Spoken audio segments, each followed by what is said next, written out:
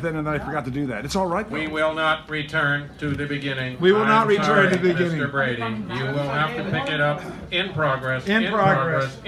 For those reasons, I ask for generosity. Give me money. Money, honey. That's what I want. That's what I Go short. Mr. Aaron, question from the crowd.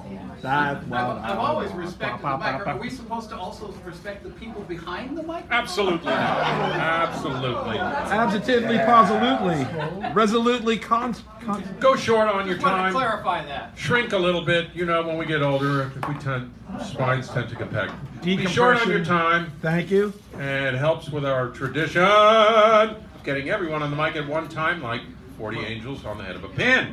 If you want to be in the loop, go to Chicago. We've an opt-in email list in Chicago. We've a Facebook page, a YouTube channel, and we stream live in our little coracles. More or less, we stream live. We stream live in our little coracles down the river, which is handy in five ways. You can view in from home, or you can view out in the garage, or maybe on the rooftop. Family or friends can see you live, or later on, 10 years down the road. If you want to hear so and so, Billy so and so, Jackie so and so, Amanda so and so's poem. Not Amanda so and so. Why you can. Not Amanda so and so. She stopped. Well, she'll be here next week. That's right. Want to do a self-critique? Ha ha ha ha. Show of hands. Who wants to do a self-critique? One. Okay, that's it. The rest abstain. Oh boy, your stains are really. And they're hard. Those stains are hard to come out. If you really want to, stain and stand by me. And it is a way to put out the word yours, mine, ours, minutes, seconds, weeks, years, eons. Eons. Remember the ongoing theme. What is that ongoing theme? Never doubt that a small group of committed citizens, easy for me to say, can change the world. Indeed, it's the only thing that ever has. Margaret Mead. Margaret Mead. Yeah, baby. Margaret Mead. The evening's theme is? The evening's theme is Mayflowers, or Mayflower, or Mayflower, something, those two words. Mayflowers. Something like that. Where your relatives didn't come from. And I forgot who told me that. No one remembers? I don't remember. Maybe it was... I dismember. Was it Rob the Bob? No, that was the week before. Rob would say that because he's right there. Julian. Oh, thank you. Also, next week's feature will be a double feature, a single feature. It'll be Alan Harris on film here in his debut film. And the film is the feature, so we're going to watch the film, and he will be here in person to take plaudits, credits, and dives. In case. Just had to throw that in there in case, dives. Now, this is the first show. Win, place, or show. The keynote will be David Erdreich, the keynote of the evening. While our feature is Jimmy Hammond, who's giving the wave right now, or raising a cup in who gave the Queen's wave? He didn't give the Queen's wave, so I don't know about that. I gave the Queen's Talk to the man about As to the second show. Yes, our second show. That'll be next Wednesday. No, the last word will be... The last word is Hal, the wonderful, talented Robbins. Hal Robbins. The mini feature is Tommy Avocola. Tommy Avocola is not here. And we have fabulous door prizes. We have door jams. We have placemats. We have let me show you this. Napkins. Sierra Magazine. Time in nature should be a human right. Everybody needs beauty. It's a nice article. That's one. This was found on the sidewalk in perfect shape. It's Trails West. And it's essentially a historical accounting of the different main trails from the east to the west, what happened to them, what they're like today, and all that sort of stuff. So it's a little bit. No, it's not. There's a lot of text in there. And then this is a great book, absolutely great. The subject tonight is Love by Hafiz. 60 wild and sweet poems by Hafiz. That's good Wild stuff. and like That's that. good stuff. And then Kenyan Review, the most recent issue, thanks to Vincent over there bringing that. Richard Sanderell brought us 8 Men by Richard Wright. as opposed to 12 Angry Men, a different movie altogether. Flight of the Conchords, it's not what you think. It's a comedy pairing, right? And music, comedy, etc. Comedy folk from New Zealand. From New Zealand. And then if those don't float your boat, as we like to say, you can do the keynote, which he's about to do. Choose next week's theme or prompt, which you have Mayflower today, but there'll be something else tomorrow. Mini feature, which Hal picked. You'll see that at the second half. The last word. No, not the mini feature. The mini feature is Tommy. The last word is Hal. And then, of course, being the co-pilot, the card for that I lost on our lap. Don't let me forget that. Be advised, although we record the evening, if an audience member wishes to do so, please ask permission. That was apparently not going on last week. Some people, Somebody was doing a lot of snapping without. Well, actually, chatting. I saw him did ask some people, so I don't know if he He asked didn't me. ask me. All right, well, there you go. I didn't care, but he didn't ask me. We'll assume you've done it. Yes. So should we notice recording being made without being asked? We're going to toss your butt out on the street. No, we're not going to do We'll that. make your knees wake the other Although way. We've come close. Just a little bit. So, anyhow, that ain't going to happen. So, All right. Are you ready? I'm ready. Okay, so he's going to give him a round of applause for that, and another one because he's coming up here to take care of business, as my mom used to say, and I mean business. When she said that, you better listen. Okay, I'm done with the tripe. Tripe? Tripe. I love tripe. I got Actually, I three hate tripes. tripe. I got 3 tripes. I got checks, Checks and polls. rice checks, and anyhow, on to the serious stuff. On to the serious things. Learning how to learn. Idris Shah. Giving of charity. Question. Have you any remarks to make on the giving of charity among Sufis? Answer. One commanding principle of all Sufis binding upon them is secret charity. Charity takes many forms. As to monetary charity, if money is given with a sense of joy, that joy is payment for the charity, and the good which comes to the giver is restricted to that emotion.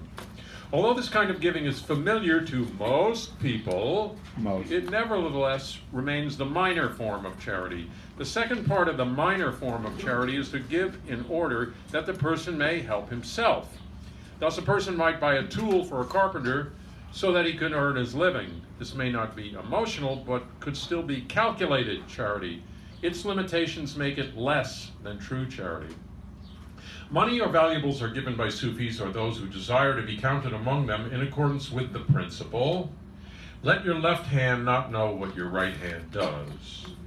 A Sufi will give before being asked, give whatever he has without counting it, give when asked, give no emotional or calculated charity unless he can give true charity.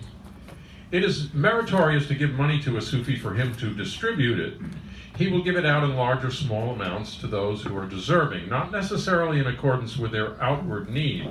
A beggar or a poor man may give 1,000 gold pieces, not just a copper coin. Charity does not always involve money, as you know. Charity is not only, hey, talkers, hey, stop, Thank you. please. Go ahead. You're interrupting.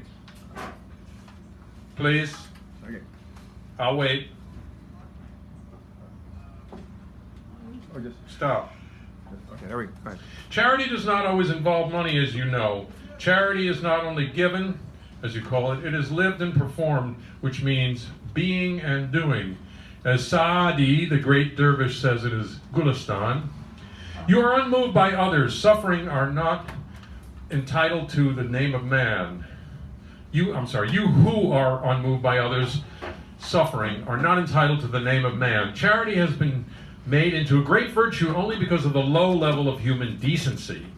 If you still think that charity is not a necessity but a high virtue, you do not even know what your contemporaries in your own civilization have discovered and which has been published in mass circulation newspapers on the subject. Here is an example of the charity of animals. Charity of the rats. This is from the Sunday Express, London, September 7th, 1969, page 21. Dr. J.T. Green of Georgia University took 10 white rats and trained them to obtain food pellets by pressing one of 2 levers in their cage. One lever produced fewer pellets and was hard to depress, and the rats soon found this out and ignored it, concentrating on the other. Now the experimenter wired the levers so that when the one which yielded food was pressed, a rat in the next cage received an electric shock. What did the food-seeking rats do? First, they recognized that their actions were giving their neighbors pain.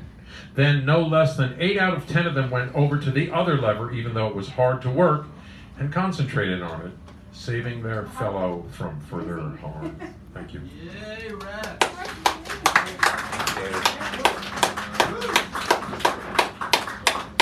Thank you. Now we get underway here a little bit.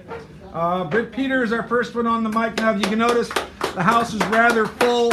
So what I'm going to do is have the person who is after the person reading, starting next time, sit in this chair so we can speed up the process of transitioning, just so we know, because we actually have a full list. We have almost 30 people here, so we're going to try to get everybody on. That's going to be very important. And I am resetting things here and reorganizing. So try to go short. Really, really thank you so much. And I'm sorry for interrupting. Give him a round of applause. Come on, come on, come on, come on, come on. This is for this week's theme, Mayflowers. Another morning's walk. Before Agapanthus or Amaryllis, oh Lord, how I hated playing that tune. This is the song of coverall flowers, blue collar mine, ice plant glowing, wisteria flow, California poppies on hillsides and unkept lawns. Mayflowers bring quick pleasure to an observant old man who wonders why he is feeling so damn good this day. I'm sorry. 2, early morning, May Day, May Day, true Labor Day. The red banner of it, arise you prisoners of starvation. They say Eugene Potier, the author of the Internationale, died in America penniless.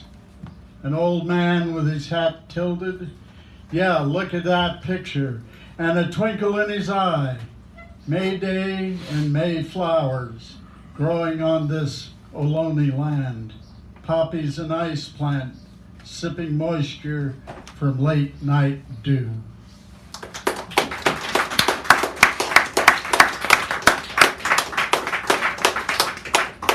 I'm going to try to rip through a labor poem. Shipyard, stage rigging. Johnny Power went down in a tank. Richmond Yard 3, industrial name, industrial death. A floor of lumber followed him to the bottom, iron hull. He's gone, Pete. We thought about it every day, an evening reruns, a good partner, a silent departure, bird cage to the tank's top, his frozen jaw. And when that job was finished, some of us said, never again, or one hand for the company, one hand for yourself. What for? For Guy F. Atkinson? For little Beaver, the leaderman? For the union or family? Sleep on that. Drink on that. The full context was searing. The meetings, the attempts at placing blame, the safety man's review, the entire stack of subpar lumber. Meeting, find another job. Jump the context, move away, let the industry die without you. In actuality, wait for the next dispatch. This poem is drifting, centering on a past quandary. I began with Johnny Power, that was his real name, who I worked with, who I watched closely for safety tips. Don't look down. In the old stone church on 40th Street, cars arriving, 2 tall sons await the casket, whose funeral I attended on a workday morning. Thank you. All right. D. Allen and then Vincent, you're already up here, so D. Allen's coming in. Give him a nice round of applause. He comes up here. We haven't seen him in a while. Look at the Christ and a hamburger, folks.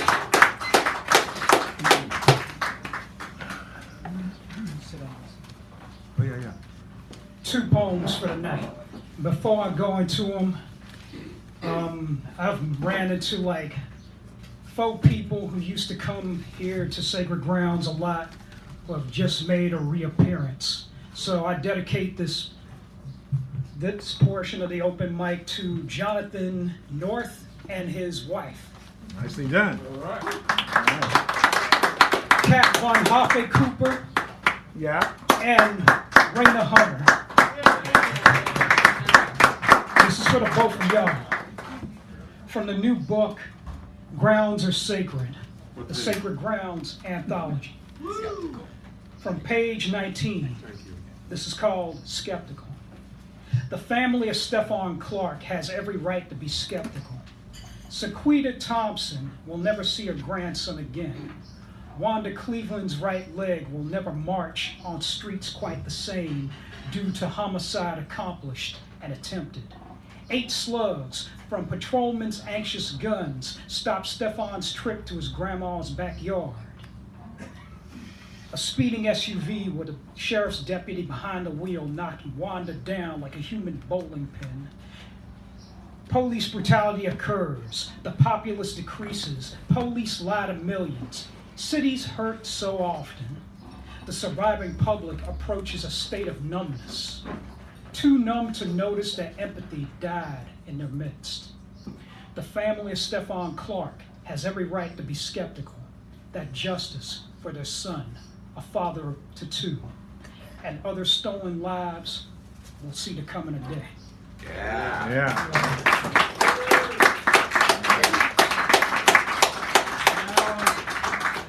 That was called Skeptical in memory of Stephon Clark from Sacramento, 1995 to 2018. Rest in peace. And the last one is a new poem. This is called Hoppin' John. Another 12 months came and went quickly. Bone-numbing restaurant freezer chill penetrates the house walls. Time to switch on the pivoting electric Lasco heater. January 1st is here. Fireworks and handguns, explosive sounds combine. Bang and boom outside my door. How the rest celebrate, but enough about that. Time to simmer brown rice and vegetable broth. Fry slices of tofurkey, andouille sausage, garlic and black-eyed peas and olive oil in separate pots. Rice, peas, garlic, mock sausage combined into one pot.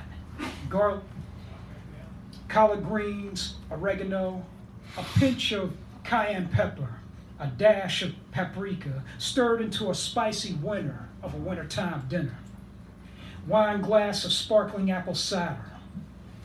Candied yams in a dish enjoyed by black appetites throughout Georgia, Tennessee, Florida, and the Carolinas, where it originated.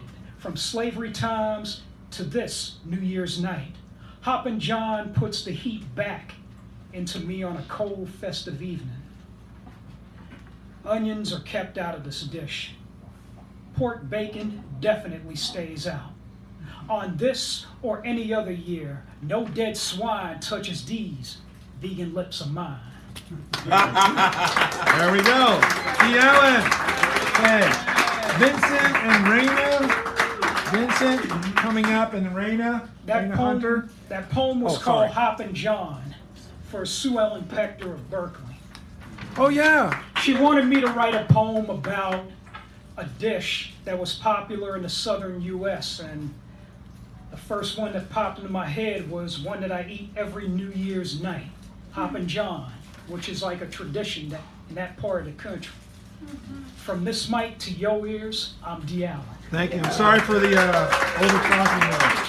Raina, and then we got Vincent coming up here, and then after Raina we got Kat with a K, Owen, Stephanie, Buford, David, That's cool. the Free Radical, You got Richard, you got some and movement then here. Martin Horseffer. You got some movement. We're good? What? What? Move the mic.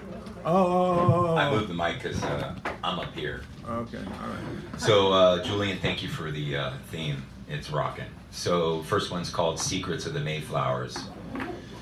On an evening when the California golden poppies had closed for the day and young minds sat fertile under the guise of the mountain El Diablo, wine and spirits filled many a glass.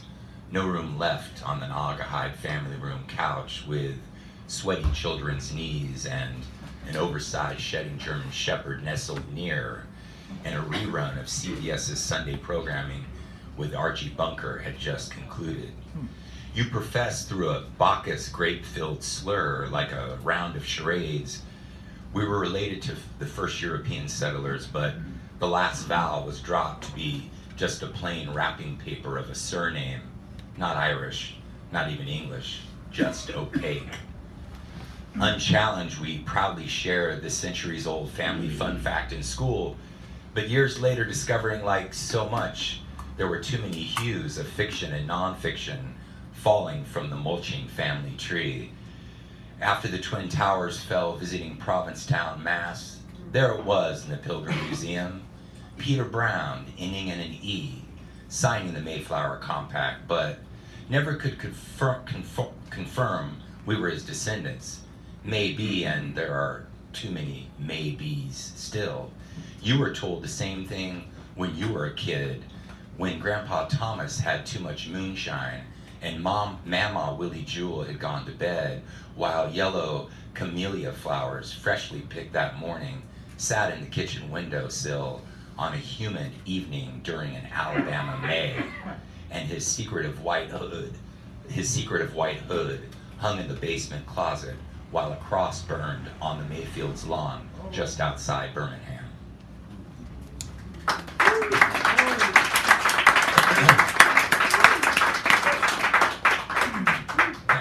Those are going to keep coming. I'm still working through family stuff. So this is called Mayday, Mayday, Labor of Love. This is a special day for me. I was picketing when I was 5 years old against Shell Oil and McDonald's when I was a little kid. Became a union member at 14, and I've been one ever since. So this is called, and today's a special day. Mayday, Mayday, Labor of Love. And is Tommy out there? I wrote this one for you, baby.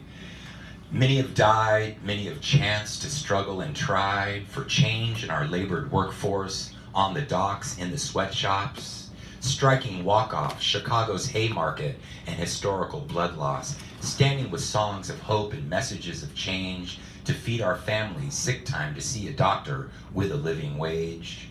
But the rich suppress with no remorse, the almighty greenback supreme, and in God we trust.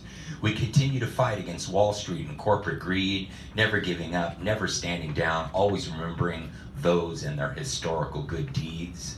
Today, pulling off the scab, arms and fists thwart dirty politicians, overpaid CEOs, dark money, and judiciary in the courts.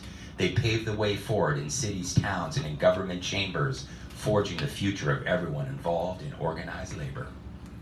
All right. We got like about a minute or so. Sure. This is actually dedicated to Stephanie. Thank you, Stephanie, for what you shared. This is called We Remember. This is a recovery poem. The surfaceless black and dingy bottom, the angry demons chiding and painful, only strengthen our belief. We remember. Turning an innocent corner to see yesterday's tears, only to feel today's fears. We hold on, we keep on, we remember. The further we are, the closer we get.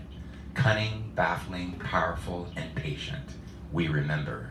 First we were honest, then we came to believe, and finally became willing. We remember. Keep it simple, for yesterday we were masked, sullen, angry, confused.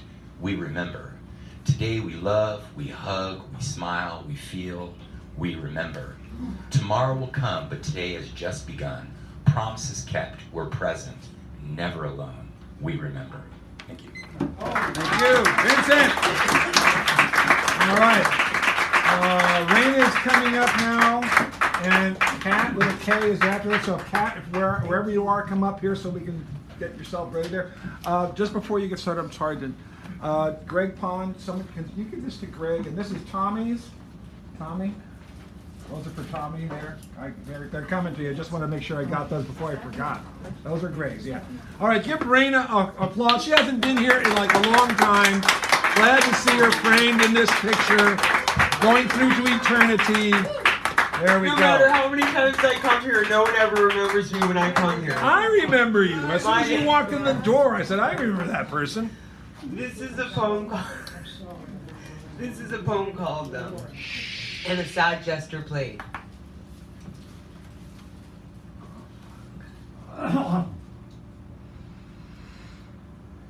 In my parents' house, there lived a flute, dolls, jade, and the optimal perceptions. The dust in the living room was almost biblical in appearance, from some long ago abandoned Babylon, where creatures gathered, drawn by some invisible tether. The record collection, each one careworn and a treasure. My old Alpine with speakers bold. The music lifting a tired soul to a higher place. And the hopeless found the jagged edges of hope. The lame danced under a bohemian crocheted moon. The deaf and mute spoke. Finding listeners, spellbound by knowledge from a once silent tribe. Polyester dresses and sun-splashed shifts giggled and drank Merlot in the closet, while the teddy bears started a riot with temperamental porcelain dolls in junk room number 2. A sad jester, he played piccolo in the branches of a dead, forlorn bonsai tree, rousing the nodding orchestra, who stirred and began a rising crescendo into forte. The anarchist cookbook made plans for a new chemistry experiment with a sober, humble vegan's brain Dad kept in a jar on the old highboy. The Halloween masked people sought refuge from the truth and held a feast of different identities. Then the abyss. They were plucked from the flat and put on a hill built for carnivorous liars. The possessions in the dirt took over, and the parakeets, Woodstock and Altamont, paid the rent, always on time. Yeah. Lena Hunter. So Owen Dunkel, come up, please.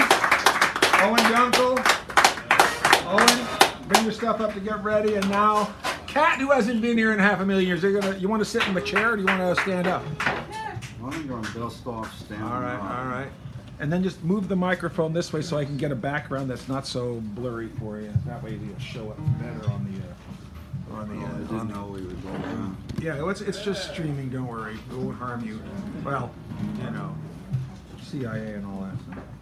Let me try this.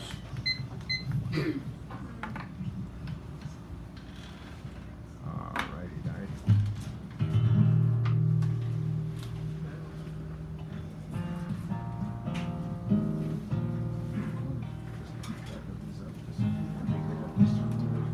It's called Moonfly Kite. Sheila, Sheila, my dancer. Sheila, Sheila, she's my pose. You know, I'm still in love with Sheila. Turned up her cute nose, with her arms and legs apart. She left into the dark, between her teeth, a rose.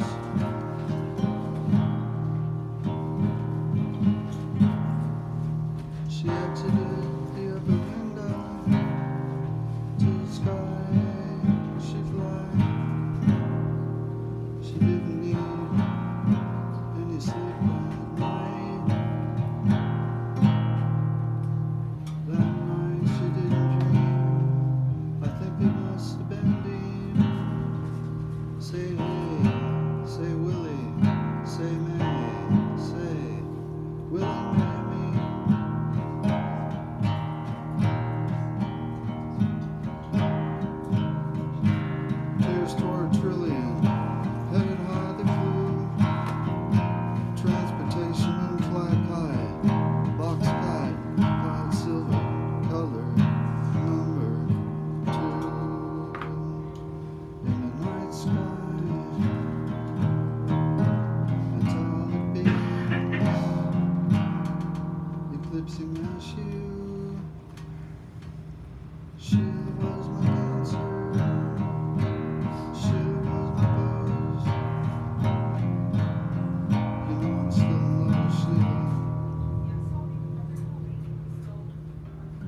used to walk trillion, headed heaven, that's all it mean. She was eclipsing the shoe. Transportation and fly. Next time I'll do it properly, but that's it for tonight. I'm sorry. I could have done better. Thank you so much. Well, next time we'll put the mic by your mouth and they can hear the guitar.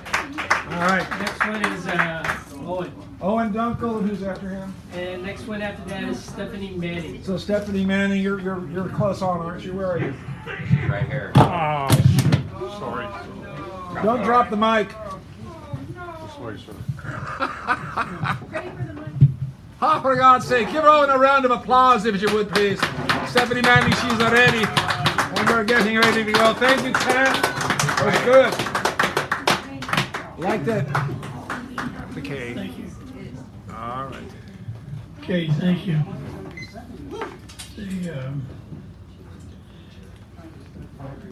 These are some recent ones.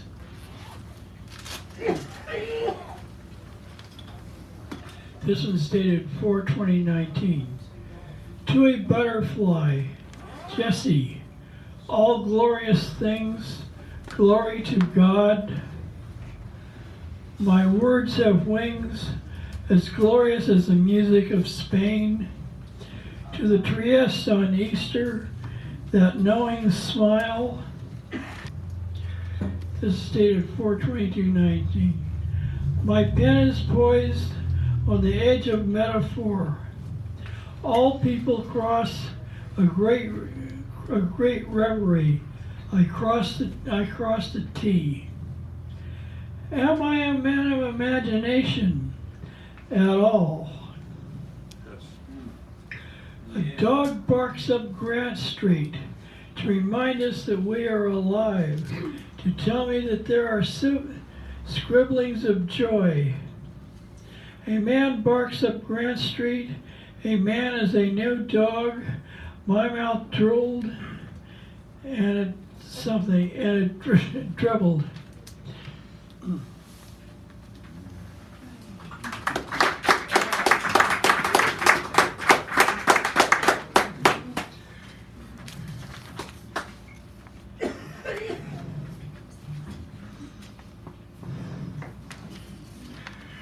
Duel at noon. Again the dull, hazy, brooding sky, the flag lazily flowing to the breeze that binds the day like a day I like, that winds and stops my feelings that drag along the lazy street, the rag of sun and wind. I scurry along, grind like teeth and marrow. My mind is still clear and is still clear in forgetting that stag and buxom fairies mingle on street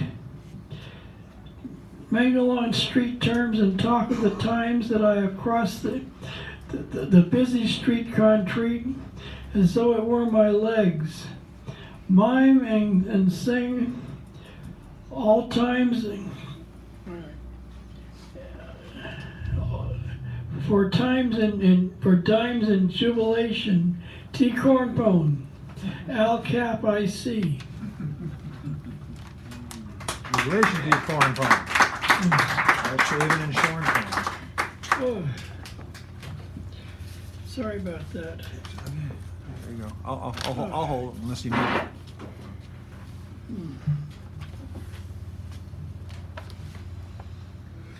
On Columbus Avenue, nothing comes of my mind today, just as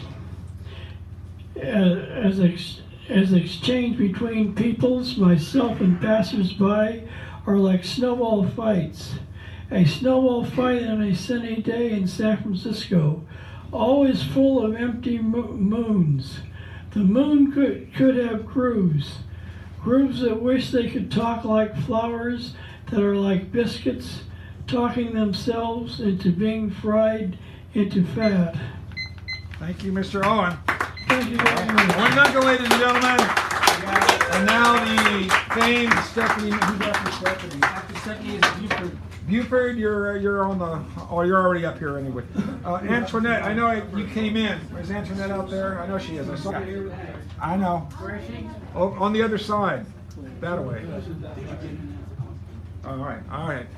Give her a round of applause. We didn't get a chance to do that. I was busy collaborating up here. So good to see Dan's book that we're all in, with the wonderful lead poem by Greg Pond in there. It's a wonderful. Yeah. Poem. Everybody get a copy of that book. Okay, so here's a poem I wrote on the train. Life so uncertain, a dying planet, magnetic poles shifting, glaciers disappearing, polar bears gaunt, and young men crazy with guns and the internet cast their nets in a sea of hate. Shooting, a ritual, replaces religion, killing mothers, murdering innocents, all hope of the future dashed to the rocks, poachers of the endangered species of hope, truth, and reconciliation. Who will stop the megastorms? Not those shot while worshiping in mosque, not the family killed in church on Easter, not the many Jewish people shot in Southern California. Where was their due process? Civilization disintegrating. The animals will not survive the messed up planet we leave them. Nature in retreat. Icy continents break apart and melt. Erupt. The rich count their money. Boys buy guns and revel in jealous feuds, while power, oil, and business deals in back rooms, in secret. The powerful posture, the social media as the world, Mother Nature, shrink back into the distance, into the realm of the disappearance of time, into the void when falls no autumn leaf and no bird calls.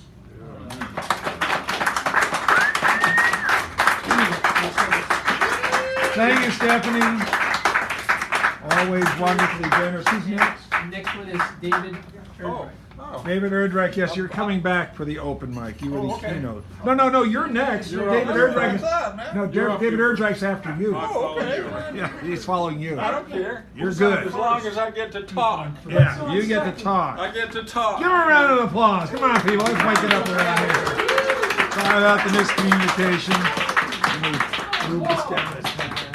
Okay. This way so the back. This is a pretty book. We did a darn good job putting it together, didn't we? Yes, we did. All right, first one's called Whopper. A Whopper of a Life. Lower paying, interesting mystic. I just say that because it's a really damn tough job, but it's an interesting job. Somebody like you can sense it. Oh, well, thank you. 17, that's right. Hey, man wants to get it right. Thank you. That's good. Thank you. Thanks a lot. Okay. I'll be at almost every game. Not tonight. I can't do this. Baseball season is one of the things I live for. Poetry, the other. When baseball games and poetry readings conflict, I generally go with baseball. As poor as the San Francisco Giants were last season, they are bound to be better this coming year, and it's true. They are better. They're mediocre. Man, don't fuck with my poem, okay? Thank you. It's hard enough to get up here and do this, and I like it, but I don't want any interruptions. Thanks. When I pitched nowhere near the big leagues, but in the Mobile City Recreation Department League when I was 11 to 14 years old, 15 to 17 years old in the Dixie Senior League, and 18 years old in the Advanced Babe Ruth League, I was hit in the mouth in batting practice. This almost ended my baseball career, though I hung in until the end of the season. As for the Giants, they will be relying on the windmill-like delivery of pitcher Johnny Cueto, risky continuing starter Jeff Samardzija, And my personal favorite, and he got traded, Chris, that's the Giants for you. They got to get rid of the good guys. I shouldn't say that, but it's kind of true.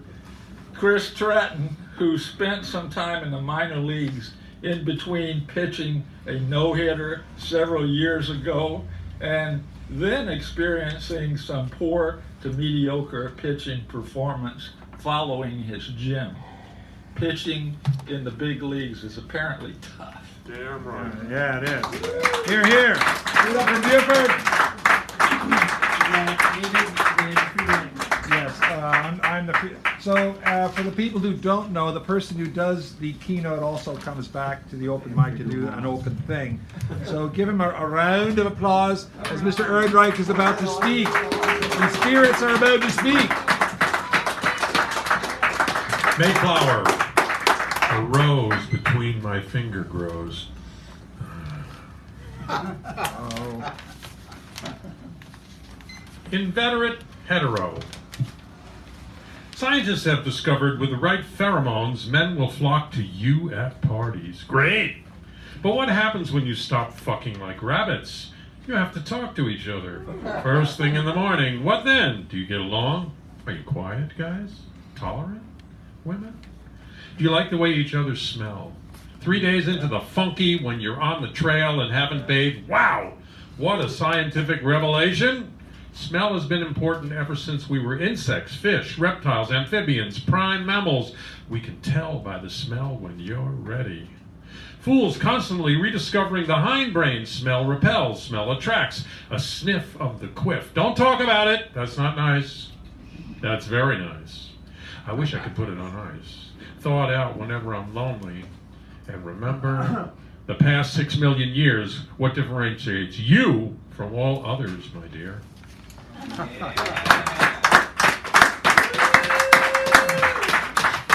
million years.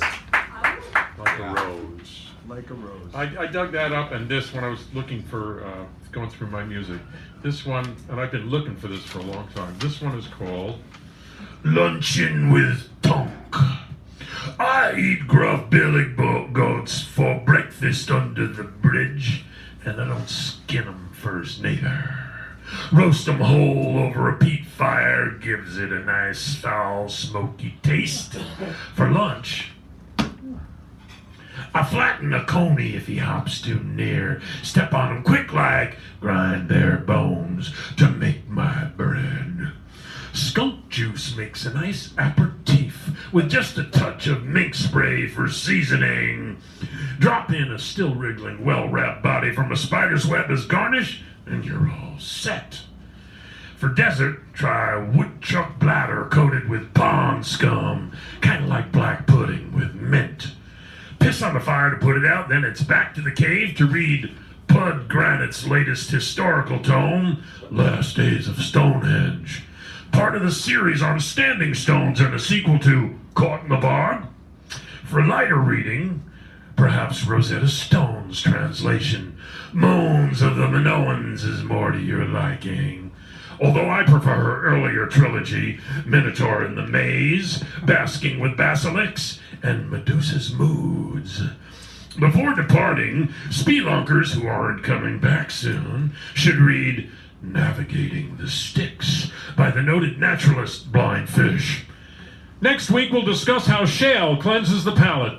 Heavier by the Ton is a presentation of Carn Productions in associated with Bolted to the Ground Cinema by Jack Inderbox. Thank you. Yeah, go anybody anytime. Luncheon with Tom. Just come on, bring it, bring it. Martin. Yes. Oh. I've accepted the unknown as my personal savior. Thank you. You're welcome. Am I done? No. Yeah. I'm not done. I've sung 1,000 songs. Not one has yet expressed the ultimate, the infinite, the absence of duress. Okay, one more. Yeah, one like that would be good. You'll come in right in the wire. We respect your kindness. Exchange rate. I hide behind the words. I let them do my talking. Celebrity is missing here, anonymously walking. My steps are unimpeded, my task and path are clear. No hypervent, no moral bent, no preconceived endear. This daily spew from me to you, accepting in return eternal blaze, smoldering gaze that within you burns. Thank you. Thank you. David E.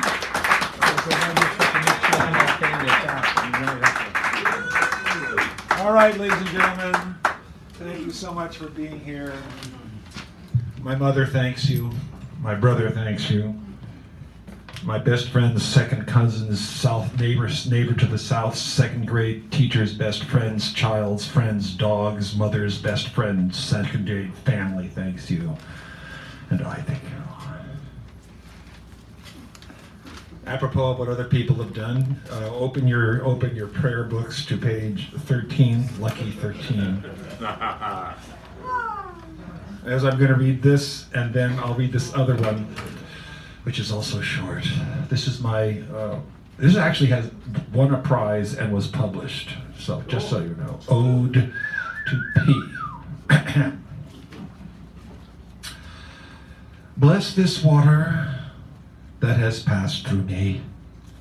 Bless this water on its way to the wine dark sea. May this water catch a moonbeam's glint just so to shimmer in the eyes of a beauty's ardent face aglow. Bless it and all the waters with which it flows and blends. Bless that and all the air in which its mingling vapor ascends. By this means, bless the seven winds which carry it away over the seven seas to mountains, farmlands, every hill and dale, and into coastal fogs where it precipitates from trees. Nor forget sunset where its gleaming prison catches the sovereign blazing rainbow hues, or in the moon's silvery light plays it at the limb of our pellicle of atmosphere to cast an eerie halo of high, austere, icy delight. Bless this water that once was I, that once was a part of my heart's mind and I. Bless this water from the one cup we share. Bless the passing of excess to spare. Yes, blessings pour each drop from the sky to clothe the world in the greenery we espy. Forever a river flows through us within. Thus do I offer unto thee this clever ode to be. And now, so this is a long time ago, before anybody here knew who I was, except for people who know me who aren't here, so that doesn't count. So this is madness, and I wrote this, and it's like, where did this come from? The whites of her eyes float up in the black coffee, staring, accusing. They always come back. I see her eyes float up in my orange juice. In hot brown chocolate they upset the marshmallow. I always spoon them out very, very carefully. I don't want to hurt them at all. Spoon them out. Spoon them onto the napkin. Let them dry and stare at you. Thank you. Yeah, you wonder where did that come from? All right, huh? Is it the Sanderell? Yes. Richard, and then we got Martin Joseph. The cursive writer. The cursive writer as he is called. So he shall answer. So he shall answer. As he is called, so shall he answer. Yes, my mom would say things like that, God rest her soul. I'm not your mother. I am. Well. Here's your mother. Don't I look like a mother? Well, you mother. Get up here, you mother. Oh, I love your shirt. I love your shirt too. I love my shirt. I'm talking about him, not you. I know. And I can still answer and be irrational. Oh, what is this? I'm looking at myself. All right, there you go. You're on, buddy. All right. And then you. Let's see. There will come a day. I hope so. There will come a day, great quakes will come. Many becoming homeless leave city from or Puerto Rico. New homeless will be ignored as they ignored those homeless before. Welcome to our new world, much as the same as the old world, only graver. It'll be on USA's terms, not human terms. As the rest of USA goes shopping, you'll now feel the sting, unending pain, as those did while you went shopping. As things like mold diseases begin to plague your homes, you and the homeless will be on your own. Some may never recover from losses of mind, property, money, or all the above. Where is that picnic in the park? As USA claims poverty destitute of morality, mind, but welcome to the Empire USA.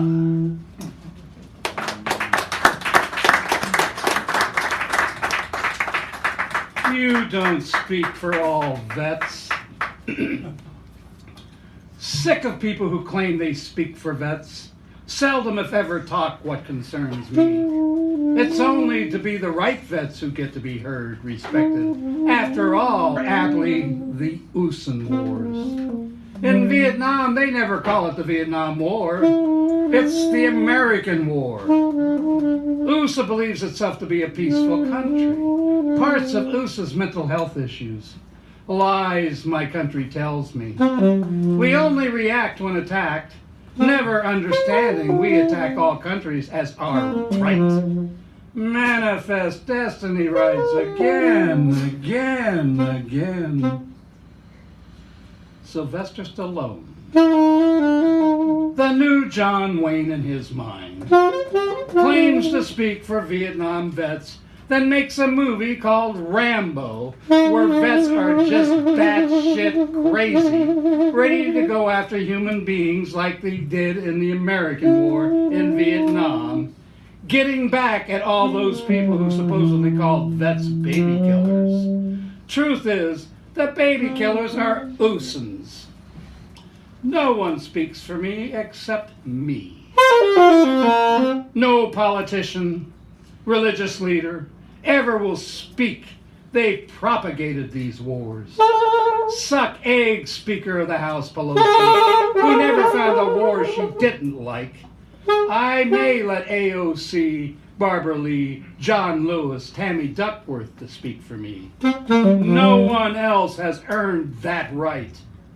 Be careful when you find that I'm a vet. Do not thank me for my service.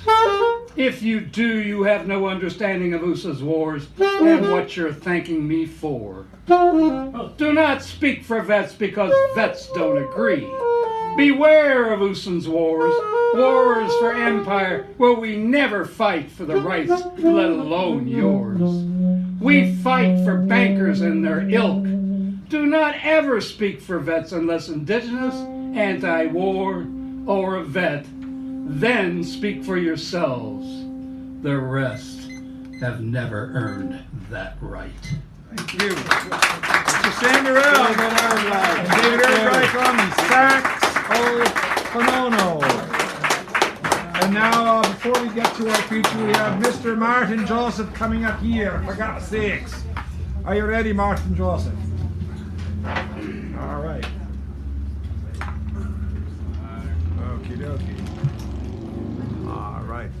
You look really well, my friend. Yeah. There we go. Good evening, Sacred Grounds. Good evening, Mr. Martin Joseph. For God's sakes. Dan mentioned that next week's feature will focus on Alan Harris, and indeed it will. It will also be the first Sacred Grounds Cafe Studios film to be aired in public. It will be a 20-minute animated film featuring Alan Harris with a couple of contributions by myself, and also co-executive produced by one Dan Brady. So it's going to be quite the night next week, and I invite you all. To kick it off, I've written a poem about Sacred Grounds Cafe. It's called You Have the Right to Remain Silent. You have the right to remain silent. You have the right to just sit by and watch it all happen while Donald Trump and an ever so long list of right-minded wingnuts drag what used to be this country back into the days of the Roman Empire. Back to the days when there was no middle class and the few at the top splendored in the riches created by their slaves. They saw no shame in that. No shame at all.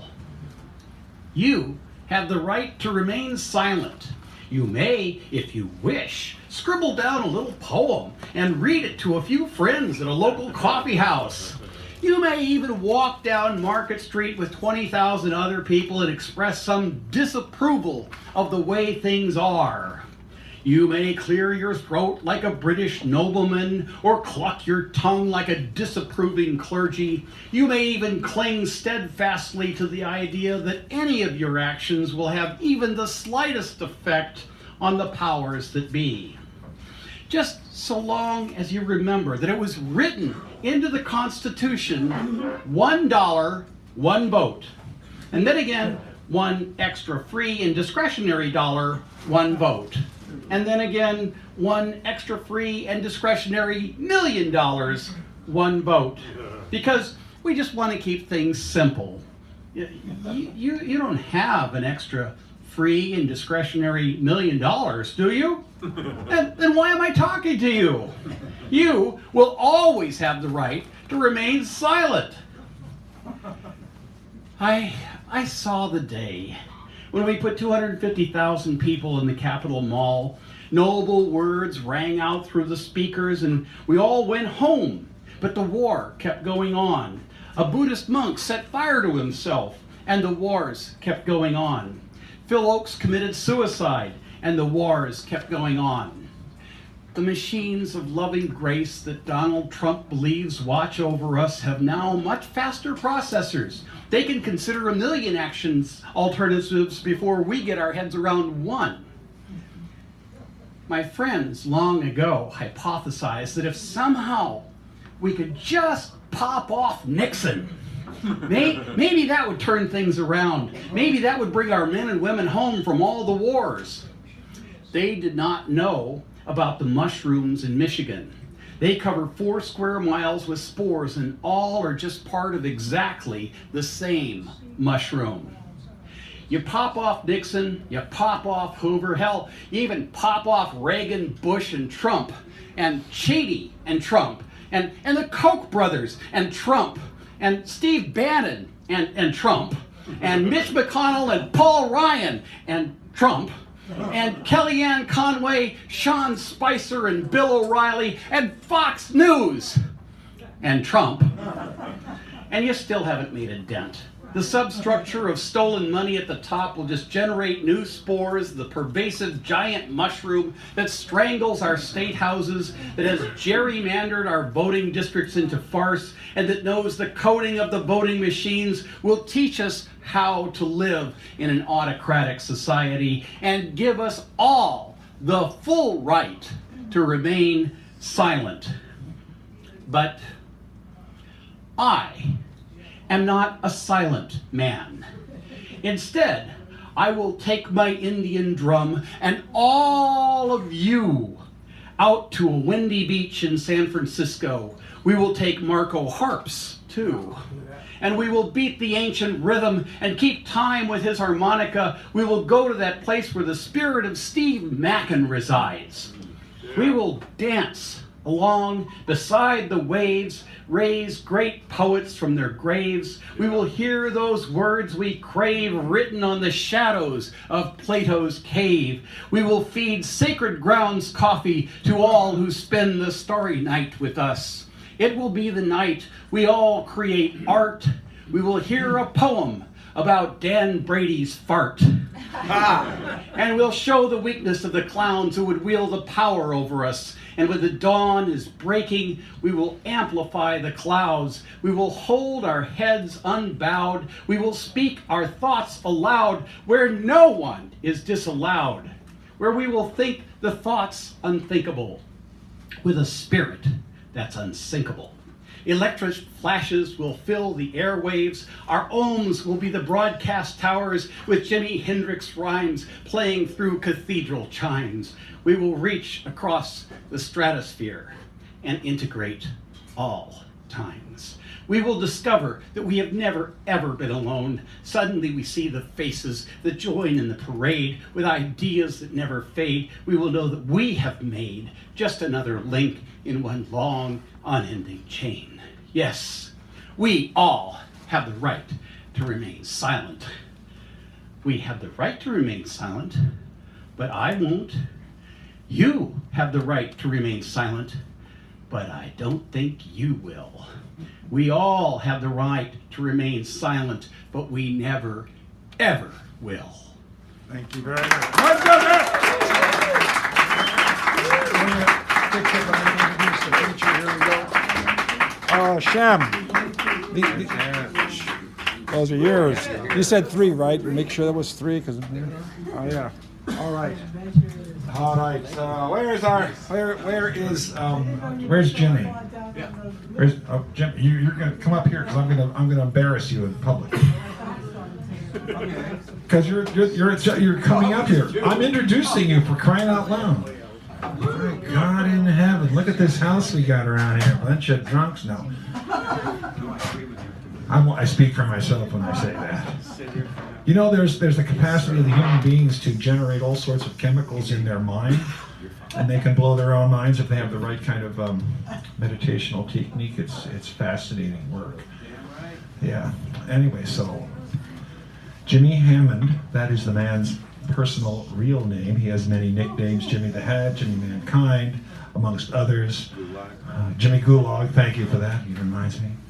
And I remember the first time I heard him, I thought, he should take that poem, because it was about taxi driving in San Francisco and the crazy things that go on. And I couldn't tell where fact left off or fiction began, and it was really a very wonderful piece. And then there's other things that he's written that also are the kinds of thing you think, this could be a great little book of these kinds of poems, or the taxi stories. So he has range and interesting perspectives. He's a great read. A little bit of an actor over there. He makes faces and mugs. If he winks at you, that's a good thing, so don't worry about that. It's a twitch. Twitch. It could be the twitch. Just, think, oh, it's a twitch. It's a twitch. It's not an actor. So, rather than have me just blabbercate uselessly, we're going to have him come up here and blabbercate usefully.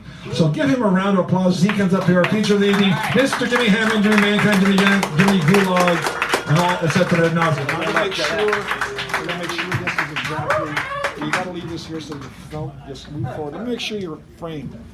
Oh, yeah, the twitch. Okay, hold on a second. So. Wait a minute. A little bit this way, and there you go. There we go. Now you're cooking with gas. Is this alive? Yes. All right. Well, it speaks for itself. It does. The system is the problem. You cannot change the system by working within the system, because the system is the problem. We've been decorating all the coffins. We've been dancing on our tomb. We could have had it all, but we could never get enough. We clothed ourselves with the pelts of torture. The warmer we made our bodies, the colder we became inside.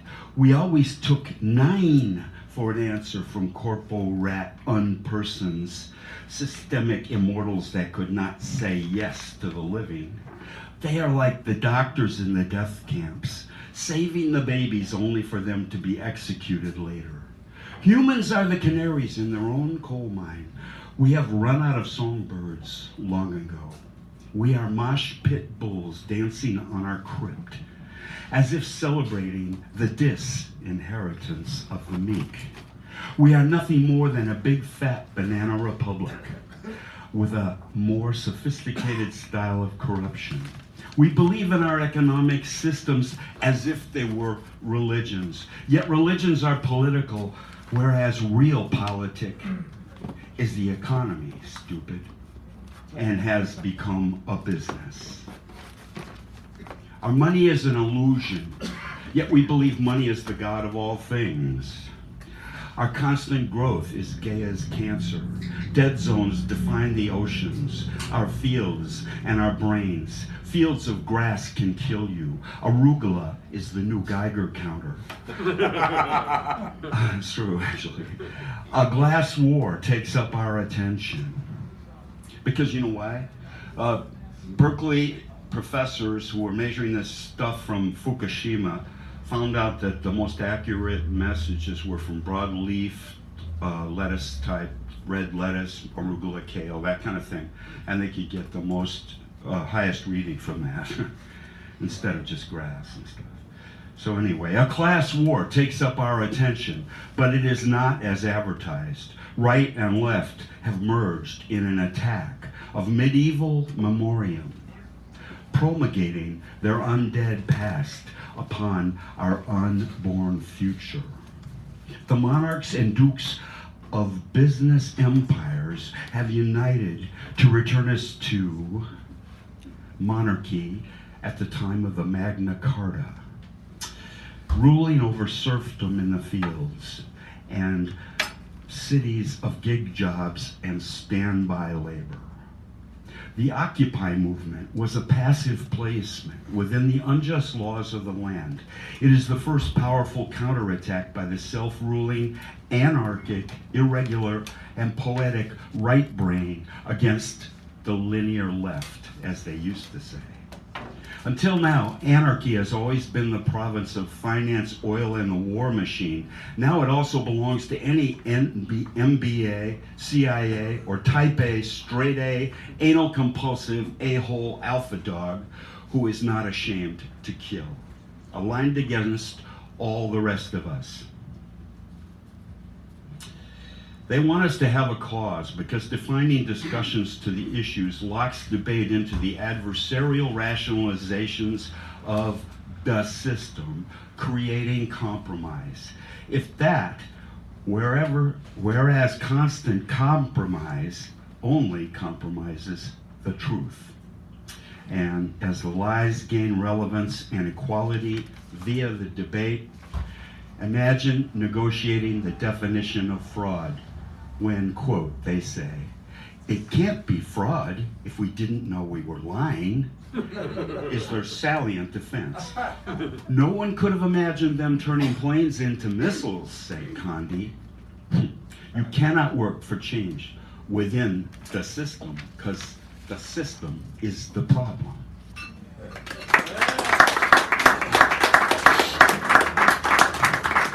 Now this one is new, and I just was reading it I think the last month was Women's Month, Women's Liberation Month or something like that, right? Yeah. Okay, so I wrote this poem, and I've read it a couple times other places. I don't think I wrote it here, but speak, woman, speak. Speak as if through frozen lips to break the ice. How can you hold yourself back from speaking? By what law of man are you silent? By what rule of life are you shut down? Speak. Tell us everything. Words are thought. Thought is life is us. Tell us what yes really means. Tell us what you know to be true. Speak. Point out the false gods we worship. Rise up. Be free. Speak free. Tell us what you saw and what you see. Speak of your knowledge, your math, your art, and your science, and your heart. Speak for your eyes. Say what they would say if they could talk. Speak for the people. Speak for the femme who try so hard to be kind to l'homme. Speak for the future, for generations to come. The lion and the lamb, the yegg out on the lamb. Speak for the outrage. Speak for the gods. Speak for your goals, your hopes, and your dreams. Speak for the beauty you see and the one that you are. Speak for the beauty that carries the burden so gracefully of civilization on her narrow shoulders, teetering upon her high heels for help to open the door. Speak for the love in the world to any hand, heart, and mind that will listen. Speak for their causes. Speak for their pain. Speak for their hunger, their families, their fields, and their names. Speak for the freedom to speak they gave up for no reason. Speak for their unreasonable fear to use what's been given. Words are life. Birth is a death sentence. Life is short. Tan largo el pesar, tan corto el placer. Rubén Darío. Everyone wants to go to heaven. Nobody wants to die. Elmore Leonard, who stole it from Somoza. Everyone wants to be slender. Nobody wants to sweat. We'll all be in silence too soon. Nobody leaves here alive. What fear could come close to the fact that life is a precursor to death? Rote has no rhythm, no rhyme. It cannot be enough. So speak. Speak so that your memory will last. Speak for the voice that you cast. Speak for your ma, speak for your pa, and speak for your class. Speak for the joy of being your own voice, the way that you pray, whatever you say. Speak for your freedom of choice. Speak to your culture. Speak to the bias. Speak to las mulas, las madres, las santas perdidas. Speak to los hombrones, varones, ladrones. Speak to women. Speak to the men. Speak to the little girls who don't know where or how to begin. Speak for them all to be free. Speak for the truth that you see. Tell us, them, you and me, that all about life is nothing but we.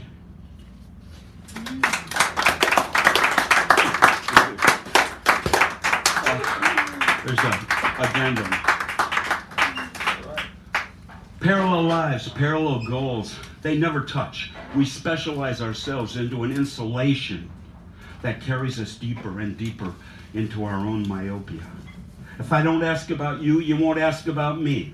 I'm left with myself. My world shrinks into nano ennui. Elfin free. You are the portal. So you tell me, how do you feel? What do you see? What do they eat? What do they make? How much do they take? So, speak through frozen lips to break the ice. Please do not consider being nice. Speak from the warmth within to light the way. This world is yours today, tomorrow, forever, for the goddess, for the mother, her daughter, and all for she. Pachamama, yeah for you, and yeah, me too.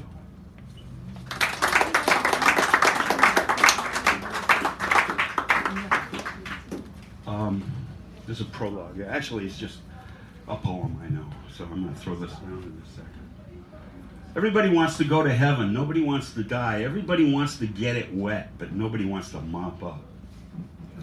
Everybody wants to win, but nobody wants to work up a sweat. Everyone wants to know the answer, but nobody wants to read a book. Every grain of salt wants to be the beach. The grains of sand just laugh and pray for rain. Everyone wants to be free and yet is repulsed by politics. If you don't get into politics, politics will get into you. Yeah.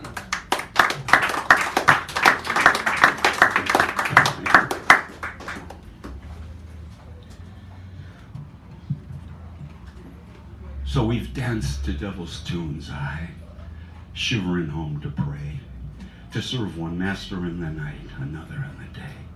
You bell-bottomed fool, and I'm some pinstriped camus. And the boys in the band, they're a laughy few. They clap hands in their lark while we run off again to ball in the park. Then when tomorrow has come, not the hype, not the hope, not the hassle, only the sun. We'll be lucky to have held each other's nude bodies to consummate our fun. That'll be something you say and have said, yet tomorrow'll be nothing again, because we'll call in sick from our bed. So, shudder for the quick, and shiver for the dead. Having blown all those little Swiss cheese holes right through their head. Oh my God, next morning, me at my desk, searching the sky for words to fall upon the blank white page. Bird, yeah, Bird outside my window, me and bird, we be free. Oh, bird fly away. Well, yeah, she be free. She be singing. She be singing. I feel free. I mean, just me. Oh my God. Going to wherever I want to be. Oh my God, there was a time I lost it. Time I couldn't remember. What it was me that made me feel free. Got it. There I was sitting pretty upon my mama's knee, smiling for the world to see. Boom, boom. But now I'm a little bit older, and I've surely gotten bolder. And that's the way God planned me to be. Boom, boom, boom. I feel free. I mean, just me. I'm going to wherever I want to be. There was a time I lost it, a time I couldn't remember. What it was me that made me feel free.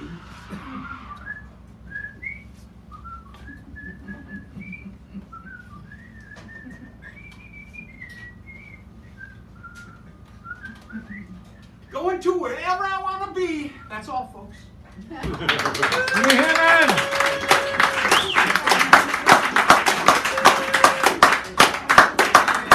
Come in and take a proper round up here so we can hear you. Put in a proper round. James Hammond of the Philadelphia Hammonds and the New York Hammonds, Long Island Hammonds, and the National Hammonds. The National Hammonds. Nobody heard that? Okay. We heard it. We're going to take about a 5-minute break. We have a grand second half, and I really want to extend my appreciation to all the people in the first half, which is everybody, who ran short, and that allowed us to really get everybody on, which is the only thing I really, well, one of the main things that I care about. So, 5 minutes, we'll be back at it, and by gumbo, I mean that. Oh, don't set it for 5 hours, set it for 5 minutes. I want you to sign my book. Oh, my God. Thank you, sir. I got almost everybody that's here. You go get Antoinette. Thank you. I'm going to send that to my sister, Ode to P. She will love it. Good. She loves talking about it. Did you sign? I did. Yeah, there is still. We're just going to go. We've been going short all night. Yeah. We very rarely get to third. You and I shall talk before Wednesday because we have next Wednesday before the feature because we have some work to do as far as the logistics there. Of setting this not up. only of setting that up, but there's a little surprise in there that you don't know about yet. Oh well, all right. I signed you in as soon as I saw you. Same with you. You're the kidding off guy. So you're up twice. There you go. So, just so you know, you young lad, you. I went to school dressed as a beer can. What a great line. What a great way to start. Take a look. Okay. What a day. I know you're here. Neighbor. How are you? You always look like the snapses are all like clicking along, Cutting my jib. Cutting the jib, square the jaw, what all those. It's the beard. Yeah, the beard does it. And you keep it really trim, see, so that it looks like, not only are you hip, but you're organized. Tell my wife. Tell her that? He's hip but organized, I can tell by the beard. What? Huh? What is he? Hyper-organized. Hip and organized. See, the beard means hip, and the beard being trimmed means organized. I was thinking it was beard. I was thinking beard, not beard. Oh, sorry. Beard. Well, beard, that's even better. That means you have wherewithal. Yes, dear. Oh, you want to? You're purchasing the last copy that I have here. So, $3. I got change, don't worry. They're going like freaking hotcakes. 1, 2, there we go, 2. There we go. Oh my God, sakes. So how are you? I'm Dan, by the way. I'm Kat. Oh, that's right. We already did this. No, actually, we didn't actually introduce. Oh, you said your name, but we didn't say it. Yeah. You're there. You want to look at the thing? I was wondering what you just told him. What was that? Oh, it was there's an anthology that we made here, and he got the last. Oh, that's the last one? Well, I'm going to probably be ordering more, but I don't know. Yes. I was just looking for the one that had besides the Yeah. Well, the last word's always whoever's ever here, the last word goes down here. So I should change this form and make it all like. Yeah, the lightning round and then just a single last word. All right. For God's sakes, how are you? I didn't get a chance to say hello, how are you? And thank you for that poem you read. Oh, okay. All right. Yeah.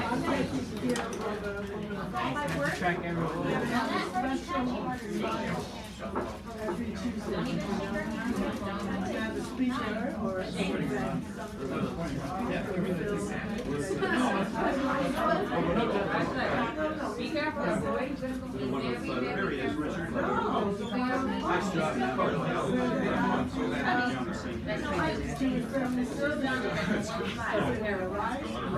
See, you have a voice. Don't anybody ever tell you different. Don't anybody ever tell you don't have a voice. And then you'll say, I know this guy's going to talk to you. I'll go and talk to him. Not only does he have a voice, but I like it. Shut up. Get out of here, you drunk old. Well, I'm not drunk. You will be. When I'm done with you. I wish you were. Am I on the list? Yes. Oh, wait a minute. No, wait a minute. Hold on. Okay. It's okay, because there's a lot of people I don't know. Yes, but I'm going to put you here. We're going to try to get everyone on. And you got your books. I should have. Wait a minute. Maybe you did. I walked in late. I know, but I thought usually when I see somebody, I put them on. Okay, then I could. You're there. I can switch spots with you. You want to sit more? Guess what? So how many before me? Before the mini? Okay. Oh, it's like 4 or 5. Mini's always like 4 or 5, something like that. Yes. Okay. I just get nervous and I hate waiting. Nervous? Oh my God. I know, I hate waiting to go on. Did I ever tell you my stage fright story? Oh, well. My sister was doing puppet shows, and she had these 3 pieces of plywood which she made a front and 2 sides, so it's self-supporting. Curtain that she could, curtains, rods, go like this. Hand puppets. And she put the record player down back there, and the tape recorder, so you could have a soundtrack for the plays, which you could do for kids' shows, birthdays, and whatever. Well, she was planning on doing Little Red Riding Hood. And the secondary person couldn't show up. She wanted me to be the wolf. And the wolf did this. No lines. No lines, okay. The stage fright came to my self-awareness at that point, and I could not even talk about it. And she had 4 days to find somebody else, but somehow it got in her bug that she could have me do it. And she said, later on I found out she did all this, and she said she was talking to people, but she wasn't. It was a really strange. I mean, I had no idea that I had this whole attitude towards anything. I did do the show, and she said I did it very well. She liked the way I acted. She said, Just doing every that. time. Yeah, just going like this. When her puppet was like this, and that was it. And I put the music on, take the music off. I've started working. And I realized taking this everywhere I go I started now. taking public speaking classes and all those things like that. Yeah, so I started taking this And everywhere. you would never know it now. I realized I started looking. I wanted to ask you. Hi. And there's some. I love the mic. here. I What? was just gonna hug the mic. Yes, what? No, I wanted to ask you how long is that? 13 minutes. No, really? Yeah. Where are you in here? Oh my God. No, I just because I ad-libbed. I had a story that I was going to read, but it's just one long story, and for some reason I didn't feel right about it. You made a good choice because people loved what you did. And going short was good too because you said you were hurting for time. I knew it would be less than 20, but I thought I figured it'd be over 15, 3 5s. Yeah. But it wasn't. It was only 13. Well, 13 something. 14. Well, between 13 and so you're close to what? Yeah, that's cool. That was, and that gives you more time to. I have to get this. And now we have to get rolling, right? Yeah, we got to get rolling. Now we have to get rolling, says the Rolling Stone. Will get it. That was great. I'm an old cowhand from the Rio Grande, and I learned to shoot. Wait a minute, that's not the right words, is it? Learn to stand, and I don't know much about herding a cow. I don't, cause nobody learned me how. Yeah.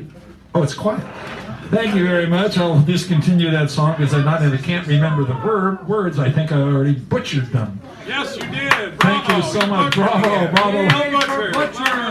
Twinkle, twinkle, little bat, how I wonder what you're at. Never mind. So we're going to have... From bad to verse. Thank you for that. We're going to have our last word individual, the person who kicks off the second show and closes it out. I really want to emphasize that, yes, please go short. That allows us to get everybody in, and we have like such a full list tonight. You should believe this show. We're on number 32 or something like that. So, anyway, please go, take care. Listen to this man. He's going to come and speak, and such a speaker he is. Who's after him? Who's the next person after him? Sorry. Next one is, it's rather illegible. George? That's me. George? Oh yeah, then come up here now. I think I thought that. Mr. Hal Robbins, come up here and do your thing. It's your thing. Do what you gotta do. Rather illegible. See? There we go. Now we are cooking with gas, as my mom used to say.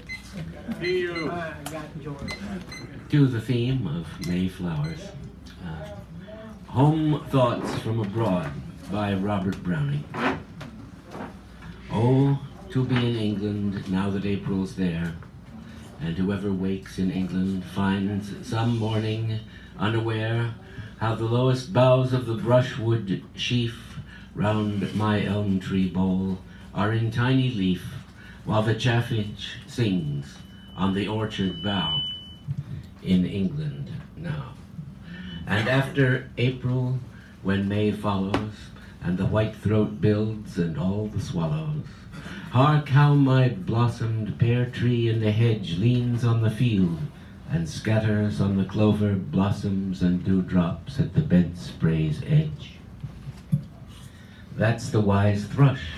He sings each song twice over, just lest you think he never can recapture the first fine, careless rapture.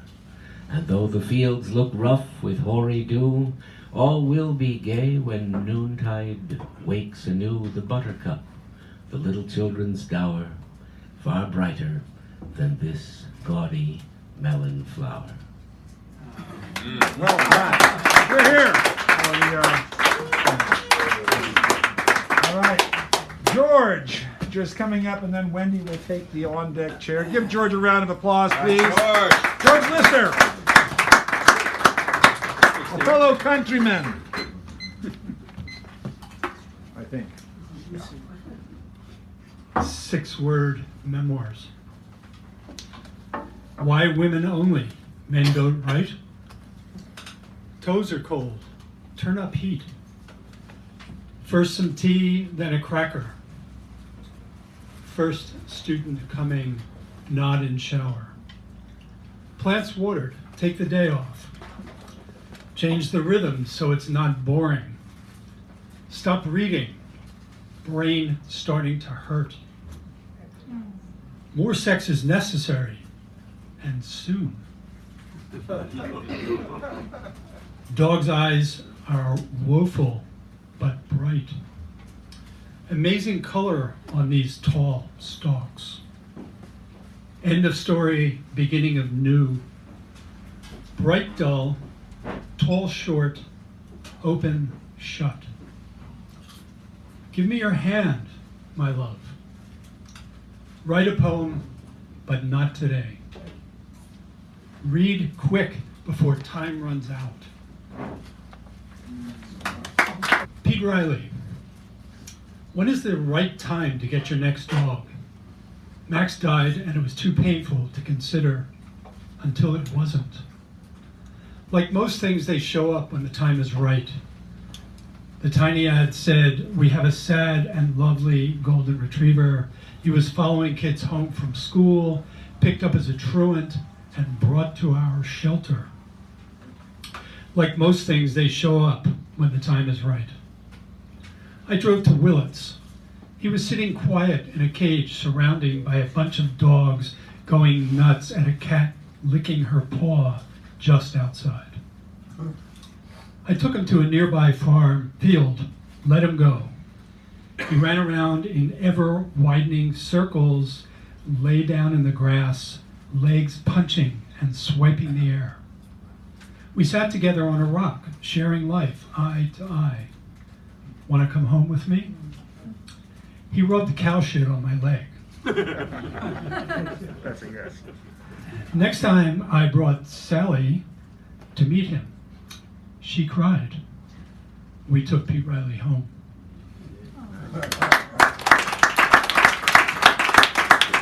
Thank you.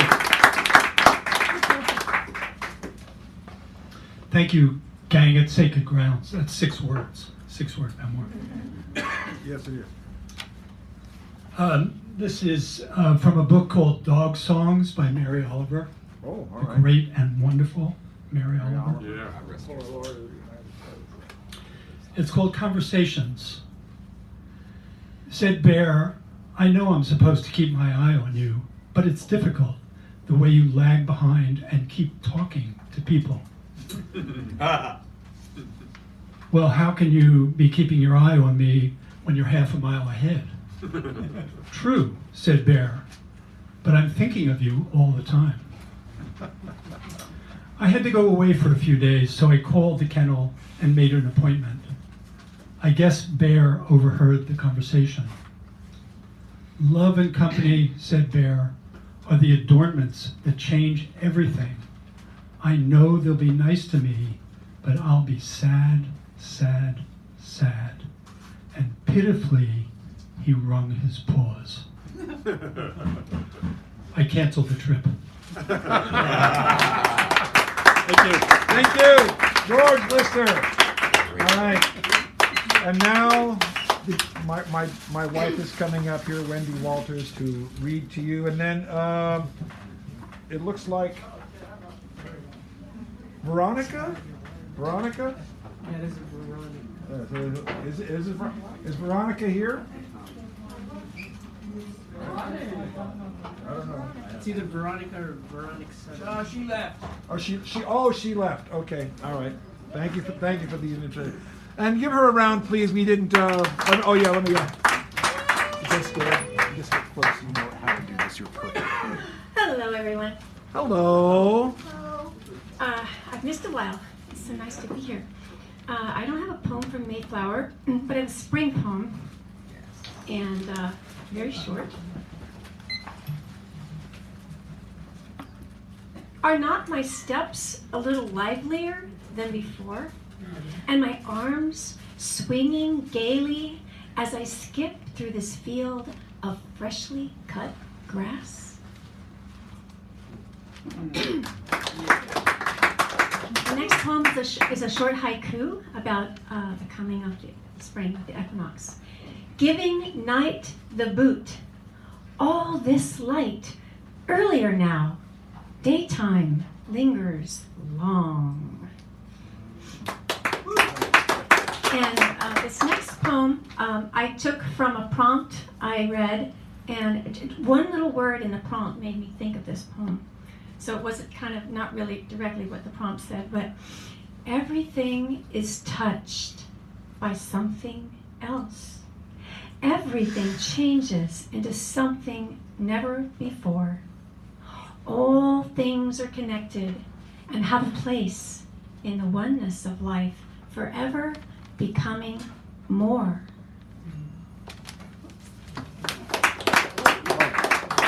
And though there are immenseness of paradoxes in this world, may we be open, despite our shocks and in spite of our confusions, to love's eternal welcoming.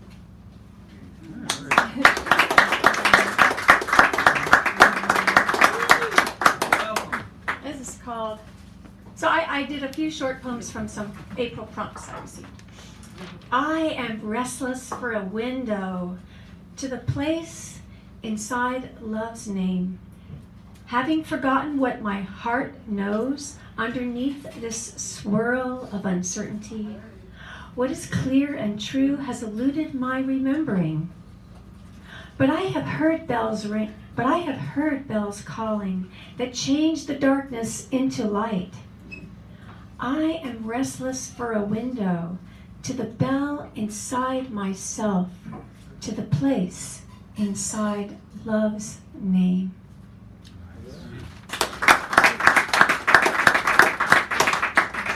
And this is a haiku about a time when I was about 12, when I climbed a tall tree, and when I got to the top, I was scared shitless. I looked down and I thought, no way, I'm going to call the fire department. So I did get down, but this is a little duet about that. That favorite tree, easy branches to climb high, getting stuck at top. Not so favorite tree, easy branches to climb high, heart-pounding descent.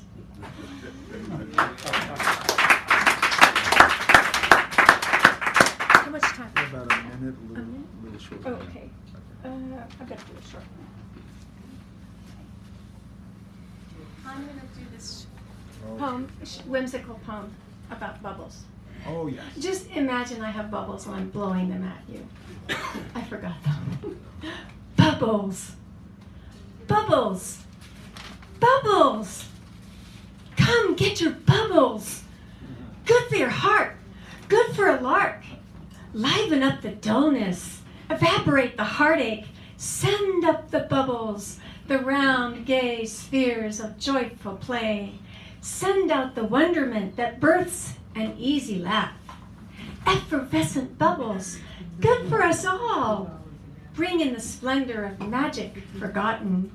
Bring out the beauty of awe and transcendence. Effervescent bubbles, oh, send out the wonderment that births an easy laugh. The round, gay spheres of joyful play. Send up the bubbles, evaporate the heartache, liven up the dullness. Good for a lark, good for your heart. Come, get your bubbles. Get them bubbles. Jane? Jane? Jane not here? Is that Jane? Jane Radis? Oh, she was here. She bounced. She left? Oh, who's after that? Oh, then it's Tommy Avicola Mecca. Tommy Avicola Mecca. Who's after him?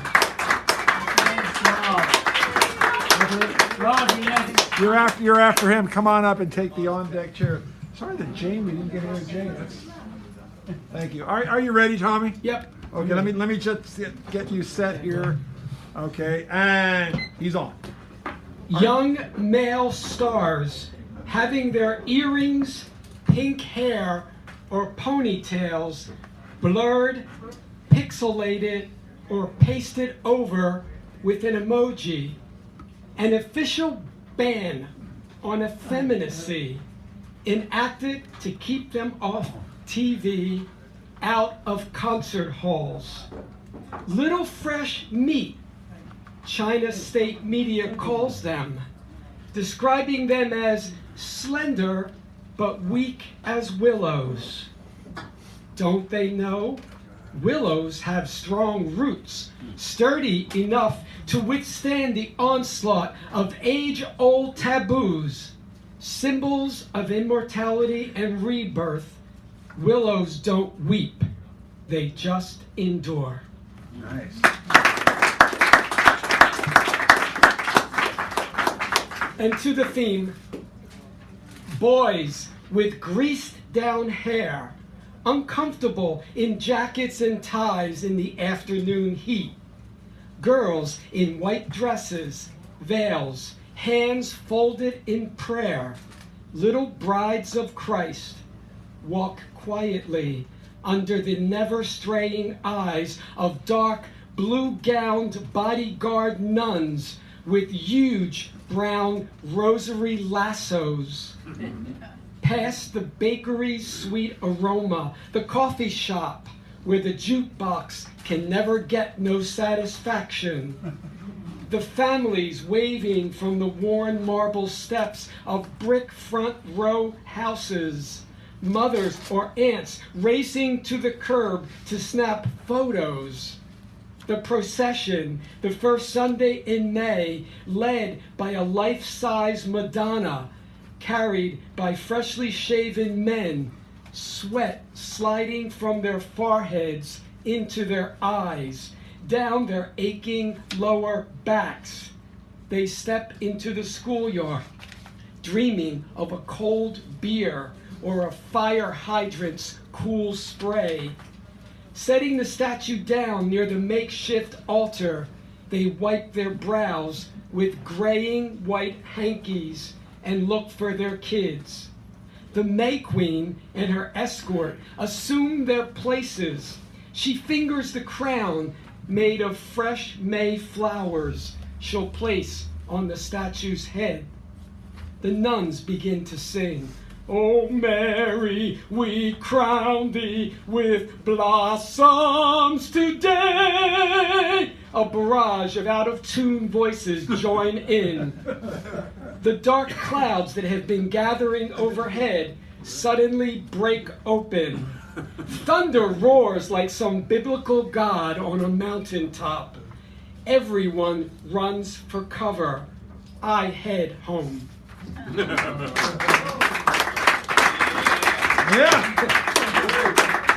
That's a true story. Where I grew up in Little Italy in South Philly, they brought all the traditions over from there of every May you had to do this big procession to the Madonna because they actually worshiped La Madonna more than they did Jesus. Yeah, makes sense, right? This is a reaction to that idiot, whatever he is, televangelist minister who said that Pete Buttigieg should repent for being gay. Idiot. Let them repent. All of them. The frackers, the Agent Orange makers, the weapon dealers, the generals, the KKK, the NRA, the men with AK-15s walking into a synagogue or a nightclub, the cops who kill black and brown people, the president who lies, all those who cage children, the Congress members who vote to cut taxes for the rich, the speculators and investors who drive up the cost of housing, those who cut down the forest, who dam the rivers, fund the oil pipelines, the gay bashers, the ivory hunters, the Wall Streeters, the minister who said Buttigieg should repent for being gay. Let them take their turn, one by one. Step up to the podium, stand at the mic, and repent. Not because they've displeased some mythical god, not because they're going to hell, but because they've created a hell on earth for the rest of us. Hear, hear. Thank you. Hear, hear. Hey. I hate. Don't let him off the hook. I despise despise those idiot fundamentalist televangelists. They are just the lowest form of human life. Well, maybe not the lowest. There's other people like the president who are lower, I guess. Well, you know, there's a debate there. Yeah, exactly. We have to debate. Yeah. Anyway, this final poem is. I know I've read a work about this before, but this is a more recent work for Iris Canada, who was a 100-year-old African-American woman who lived in the Fillmore for over 50 years, who was evicted at 100, and then she died. And I was part of the team of people who was trying to stop her eviction. We worked for over a year and a half to try to save her from being evicted, but in the end, the sheriff of San Francisco, remember her name and don't vote for her ever again. Vicki Hennessy, she evicted Iris Canada. For Iris, she just wanted to go home. Just wanted to sit on the red couch in the living room, watch her favorite programs, the dozens of photos on the table and walls, the paintings her dead husband did, half a century of memories in that old apartment in the Fillmore. The sound of the jazz clubs, the laughter of the people she used to know were always with her, even as she lay in the hospital and her heart wouldn't stop racing. Court condemned her, though she wasn't guilty. Sheriff changed the locks so the owners could condo convert, make more money. She took sick after they evicted her, moved her things, everything she owned, all the photos, the paintings, while she was in intensive care. Didn't matter that she was 100 years old. Didn't matter that she was one of the last black people on her block in a city whose black population is down to 3%. Didn't matter that she died just wanting to go home. Yeah. Thank you. Tommy, I call the next the mini of the evening. Give it up for that. All right. And now we have the inestimable Rob, AKA Rob. And then AJ, you're next. So just take the chair so you're ready to go. Are you going to be standing, dear? Sitting on this stool. All right, so I'm going to just focus in on you so we have and you. also known as. Also none as, what you said? No.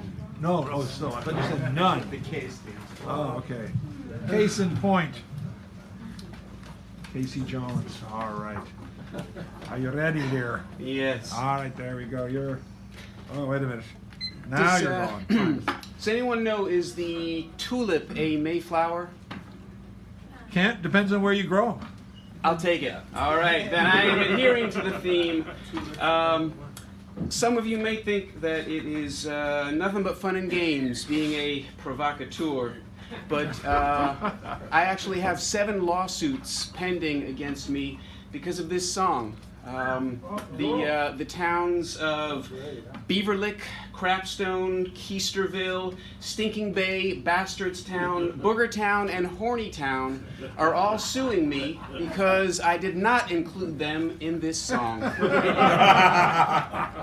This is called This Too Shall Last.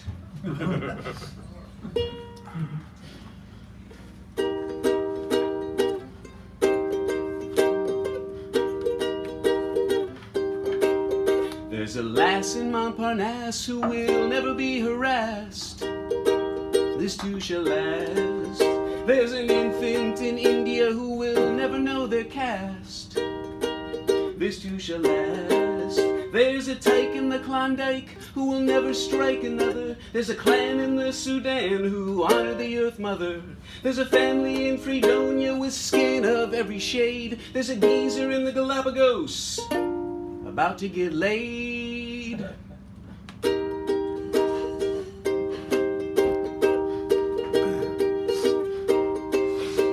There's a bullfighter in Barcelona ashamed of what he's done.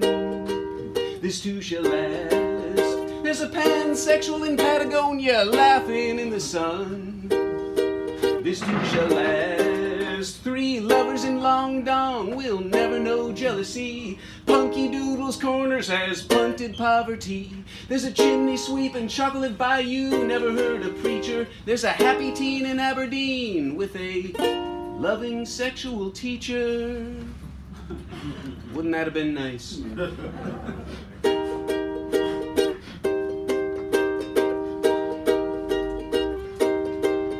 Take wishy-washy granola or hippy-dippy act. Each century we're 10% more moral. That's a sort of scientific fact. There's a scientist in Snezhinsk curing the incurable. There's a hobo in Hump Tulips whose belly is full. There's a gigolo in Go Go Go Go, taking it slow. There's a cobbler in Crapo, strumming on the old banjo.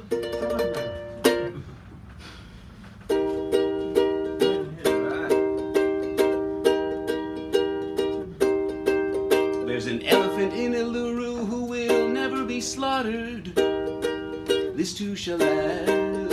There's a battalion in Bangladesh not doing what they're ordered. This too shall last. Wait, I forgot. Hold on. And resume.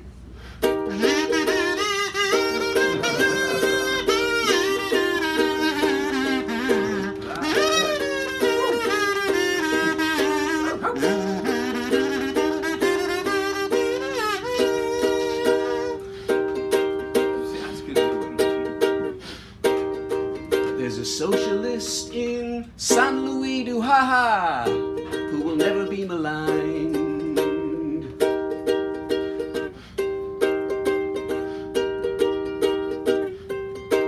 There's a tree trimmer in the 22nd century, so proud of humankind. This too shall last. This too shall last. This too shall last. La la la la la la la la la la la la.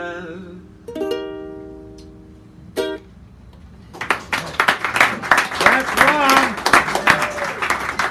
All right. Woohoo! And who's after? AJ? Yeah, Adrian Cat with a C. Cat with a C. Cat with a C is good. Perfect. Thank you. And let me focus you on there. There you go. You're it. All right. Good. Mayday. I'm gonna say it one more time. Mayday. I don't know. I've heard. First of all, if you're gonna drink, don't drink too much. But if you do drink, you better not miss a fucking sippy. Can't stand that. I know last Friday I didn't miss a fucking sippy because after a show, I think I blacked out or something. I ended up in the SF General, but it's all good. Don't trip because there's a lot of stories going around. I don't believe them all. Take them all as gospel, but I try to find a meaning in them and put them, special, like unwind myself with them. And Mayday has a good meaning. I don't know. One story I heard is kind of ties into story of Adam and Eve, but it's like from a book called Children of the Matrix, and has like Mayday has a connection with Eve of some sort. I can't remember exactly right now, but what else? There's another tradition. It's called it's Scotland, and it has to do with St. Andrews for Mayday, and this happens to be the cross of St. Andrews on my digit 3 finger. My name happens to be Andrew. That's what the A stands for. It also stands for peace and love. As kind as it can be. But anyway, so with that being said, they take off all their clothes and they run naked into the North Sea. So I'm gonna do this one buck naked. No, just joking. I'm just gonna leave my shit. You know who it's for? It's for that very special someone, Ian. Because you know why? There's a spot here for you. There's a real special spot here for you. Because you know why I can't really go any further without you. Because you know why? Yeah, you do. Anyways, so should I put my shirt back on? Am I too fat? Am I fat? I'm really fat. Anyways, let's go with this one because it gets really tricky in the daytime, but I know it also gets trickier in the nighttime. Daylight shatters the truth because it's lurking around and it's looking for you. Now here's another solo shot against you too. Carefully remembering all the nonsense in lieu. This day has no name. All the clocks have been broken. It's time for your nothing. watch for mirrors that are smoky. We heard all your thoughts, and now your last line. So whatever that line is, so be it, let it be. I'm gonna try one more because this is I'm gonna try one more if I have time for it. So when I say if I can make it to the end, if the crowd kicks in, because it might not have been an apple or a peach or whatever, it might have been a pear, because I don't believe that story 100% either, but there's something about someone by a tree and this or that. So hello in a state of consciousness. My head is starting to wander outside the day capital city. So pompous, so annoying for the love of God. Two to tango says it all. There's a conspiracy lurking as we're all so aware. They're certain to light that match as I sing, oh, what a pair. Another conundrum is pushing the fabric. A congruency adjacent to soap and funnel. There's a hole in the theory because someone has tore it. The name of that face is once again a well-known poet. To carry on or not to carry on, it's a slippery slope because the middle is gone. So another analogy as the fabric designer may do, because I got one thing to say to you. The Levi's at Branch Quality Control gave me a gold star to you in this jungle-like zoo. But I know what you're doing though, as whoever they are. Light a match to flare, and this is where I say, as the crowd kicks in, will you say, do I need to take my pants off? Because it might not have been an apple or a pear, a peach, or, oh, what a pear. Oh, what a pair! Thank you. Good. I love you. I love you. I love you all. All right. Almost all of you. Thank you. Bye-bye. Thank you, AJ. All right, hold on just a second, because this is your first time here, right? So we do a little something special with people who are first timers. So it's a good thing. Ladies and gentlemen, we have a person who is, let me just explain it first, don't shock her. This is her first time here, and we want to honor her in the way that is traditional for us, which is to give her a rousing welcome to the mic. So please, this is Kat with a C. Give her a wonderful, rousing, come on.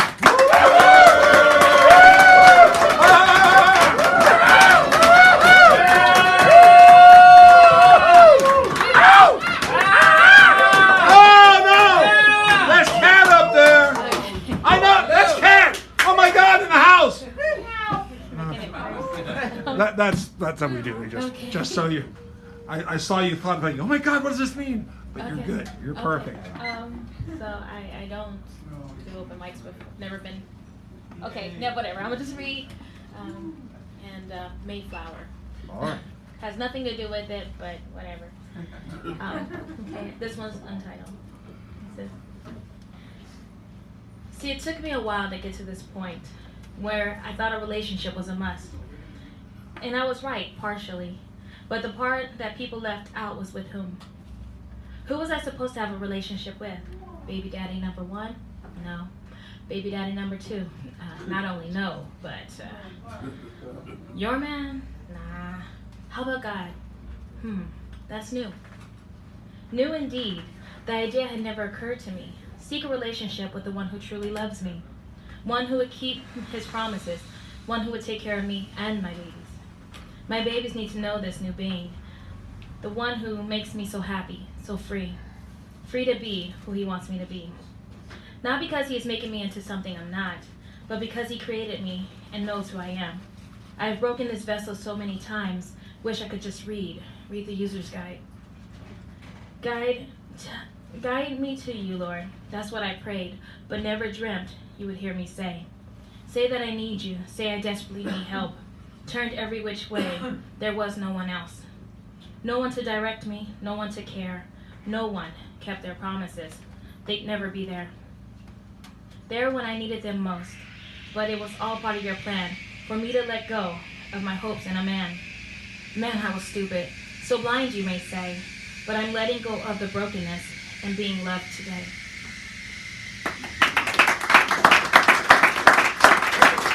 So this is your first time at an open mic, huh? I hope you enjoy it and decide to come back and brave it again. That'd be wonderful. The next one I have, and the last one, is called When We Make Love. I feel you move on the inside of my soul, pushing me to that point where I'm losing control. Drifting to another time where I soon forget that life has pain and misery and so much regret. Melting so peacefully inside your grasp, remind me to breathe, for this won't be our last. Feeling your touch linger within, all throughout the day, as you whisper those words that I hold on to and pray. Squeezing my hands, wanting never to let go, growing inside my heart, feelings I am afraid to show, rising above until our moment is spent, yet knowingly one day we say what is meant. This is our time, learning together to hold back, for if we rush in too soon, it's not worth the climax. But abstaining from each other, we both grow inside, for when we make love, we won't have sex on our mind. Thank you. Okay. And a new one. Thank you. Beautiful. Jonathan is coming up, and after Jonathan, we have, I think it's Antoinette, I think. No, it's less. Antoinette? No, she left. So yeah, it is Antoinette after Jonathan, just so she knows. All right. And give Jonathan, he hasn't been here in a long time, so good. Come around. Woo! When I was 47, I was in General Hospital with a heart attack. The doctor came up to me and said, "You've had a heart attack," and left me. Well, over the years, mostly men, when they reach 50, would say, oh, I'm getting old. I'm gonna die. I laid there in bed and said, I'm not done. I have things to do, places to go, people to meet. Well, I'm 80 because I am not done. When I was a sophomore in high school, the teacher said, tonight's homework is a letter from anyone to anyone. Well, I went home and wrote a letter.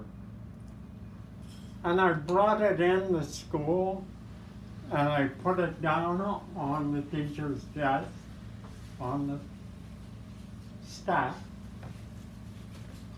The next day I came in and my letter was on top with red marks from the top to the bottom. And off in the red hand upper corner was an A+. So I went and sat down and they said, Jonathan, may I read your letter to the class?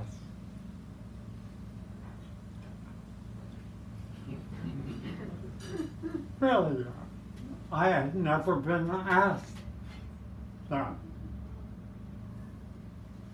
And this was it. Dear June, many years ago in court, I looked into your eyes and I saw fires burning bright. Oh, June, in time those fires will die down. And June, when they're about to go out, someone will come and the fires will brighten again for the two of you. Oh, June, they're coming for me now. Goodbye, my love. A letter from a condemned man. Well, after school, he said, Jonathan, all you have to do is write. and you'll get an A. Not everybody gets that. Not everybody gets told you're all right. And oh my God, that made me feel so good.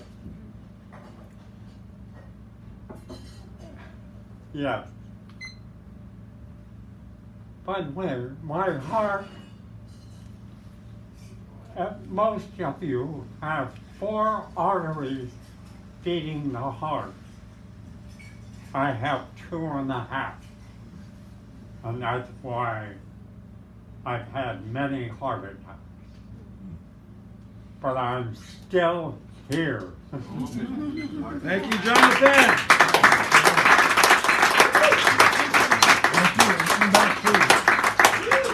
All right. Antoinette, and then it looks like Greg Pond. Mr. Pond, after Antoinette. The Honorable Antoinette, the magical Mr. Pond. Poet and Cuckoo artist. Kachook. Yes, thank you. Sorry about Poet and artist. Here we go. So for the month of April, I took on that challenge of a poem a day. And I didn't quite make it, but I did do a lot of poems, and not all of them were good, but I'm going to read a few of them anyway. They're good. So here we go.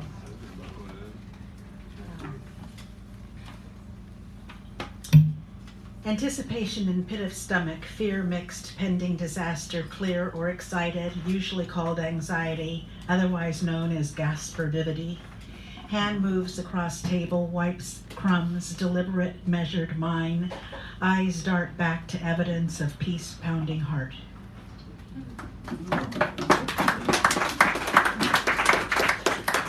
Once, when 20, first lover in backseat, defensively let him go. Every new thing, shiny black Cadillac, red interior, dawn breaking, limber spine climbing. Where moist air sips face under loose wild curls, overlook city from palace. Bravery beneath faith spills over, no tolerance could fix fake French accent, or gentle animated trust of truest joyful self.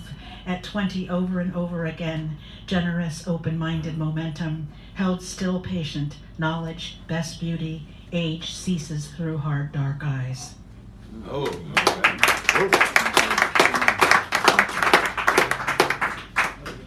Such thin wire fashioned for separation, root, branch, parent, child, arrested, detained, stored at border. I am the other than human, red-lined, relined, outlined, framed. Within containment, we know where we stand. Mistaken characters falsely claimed down the middle intervening space. Invisible barriers imagined, ingrained. Moat surrounds ornate castle, protection in place for the picked. Nice. For the picked. And lastly, I could bring you here to crisp night air, bobbing boys play our song. Hips sway so close we almost touch, save phantoms, oh ghost ship in between. I could take you there, dark night, glimmer of light, ecstasy bursts with or without me. We climb to white rail above stars, smell fresh cut grass on ridge where dogs run too close to edge. They listen for poems, ears up, words screaming windy gales, pushing desperado over into deep crevices under boulders below. We're not getting out alive. Pick your poison, leave now before dual universes collide. Deep inside gushes wet, spill out to where together we hold on forever. Nice. I got it. All right, Mr. Greg Pond will be honoring us with his voice. He's in the house. He's in the house, yes, we know. And then Derek Murphy, you want to come up, please? I know you're here, but and he knows how to do the microphone. He's a talented. Not tonight, though. Is it not doing it? Yeah, it's tight. Yeah, there we go. Thank Is you. that it? That's good. You want me to tighten it? That's good. That's good. Thank you. There we go. All right. Make sure you're framed. He did it right there. All right. Thank you, Greg, for your patience. Worker's Dilemma. Oh boy. Hand in hand, it's them against we. Collectively, it's up to us, and together we need to rise and take a stand, so I assume responsibility for the woman or man who works next to me. When I have my brother's back, and I've got my sister's support, then together we can band to force the boss's hand to hold out for what we want. We've never been paid what we deserve to make. The powers that be got us toiling away for little or nothing in a code violation factory or mouse-sized cubicle maze. When we follow all orders and stay in our dutiful place, we may get a good review, maybe a penny or two more in pay. But if we have the nerve to complain, request a decent raise, an environmental upgrade, or don't react fast enough to some stupid order they gave, we'll get written up in a minute as they crack that retaliatory whip. And if you try to push the issue, then your last check might be a pink slip. If we decide to organize and feel a need to go on strike, they might just ease us off to the side, then hire the next woman or guy willing to eschew any union ties. Soon you'll be out of work and headed to the unemployment line. So what do you do if you're caught between what you feel is right, which bill gets paid this month, and if the kids get fed tonight? Having to look one's family in their hungry eyes can make anyone think twice about carrying a picket or going out on strike. So very hard to play the political card when you're down to your last dime. It's said the difference between a moment and a movement is in the willingness to sacrifice. And we will only succeed if we are willing to fight the fight. And we can only win when we're ready to unite. But how much do you win or lose if you choose or refuse to cross the company line?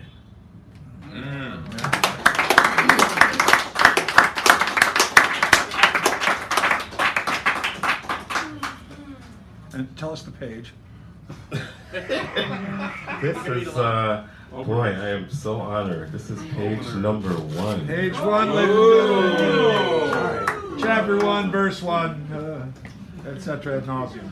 In the beginning. In the beginning. And this is Billy Twisted. This is about Billie Holiday and a photo and vandalism in my house and Billy Twisted. Billy's twisted, she's quite a sight. Decked with silver pendant, checkered black and white. Glass shard jammed in cracked photograph. Just below the hand that holds the drink, she lifts a sip before signaling the band to begin. Hiding on the outside what she's feeling within. Shoulders slumped in front of the microphone, standing gaunt and thin. Skin scarred, arms trapped. Elmer's glue just won't do when it comes to shattered glass. Picking up the pieces, looking down, worn out and zapped. Just as the music began, her fingers snapped. The cymbals crashed and the vandals trashed, leaving the lady of the day with a face full of cuts and a 2-inch gash. Still able to sing, but barely able to cling to the jagged edge of jazz. Now, what else is there for me to do but sweep up what's left while the lady sings the blues? Her song echoes through the busted photo frame, notes so fragile they crack like eggs, the empty shells of our shared pain. Witness to all the damage a classic print contained. I hear her voice haunting whenever I think her name. Slouching at the mic, Billy is quiet as sight, hanging by silver pendant in broken black and white. Woo! Oh, yeah. That's great fun.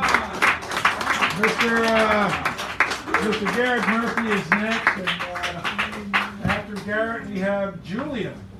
So Garrett and Julian. Julian's around here. Oh, Julian's here. Okay, so you're here. And then you got everything. You give the man a round as he comes up here. And thank you for setting that, David. Oh, thank you for playing this.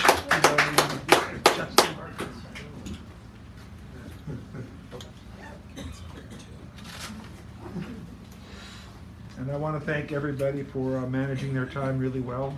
It's allowed many, many wonderful things to happen in the years and weeks past. But now we continue on. Thank you, Garrett, for being patient. This first piece is from the book and it's on page 15. Here comes the refugees from the Great American Way. Deadlier than a Charlottesville supremacist, more dangerous than a shooter of synagogues, more frightening than a billion row cops, who after all are just very fine folks. And you have, drum roll and all, the dreaded refugees of Central America, armed with little more than the shirts on their backs, polluting the air that we all must breathe, shelter your wives and your children after salvaging yourself, for they have come here to despoil our great land as no rabbit gun toting bigot ever could, while they flee their own world, ravaged and tarnished by forces mostly made in USA, and they have nerve to return our gratitude. Ungrateful. There once was a time so sad long past when being pale meant you needed more color.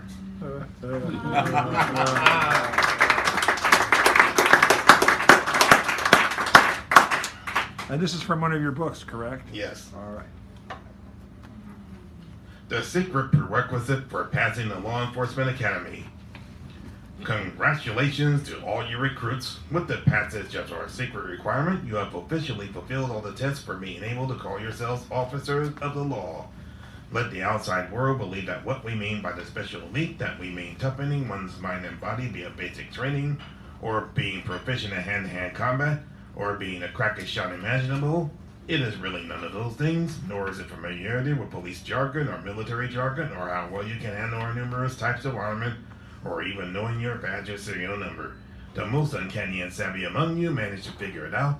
It happens to be how well you can tell a tall tale, one that moves our allies in court and politics to believe you when you can tell the target reached for your gun, or tried to assault you, or tried to threaten you and others. And you can now tell a most compelling story using a specially bred imagination. That, rookies, is what really makes a good law enforcer.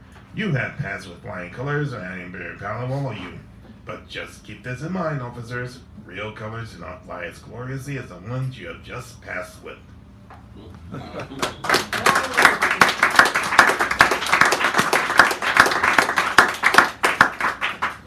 Final piece is called Thank You Nuts.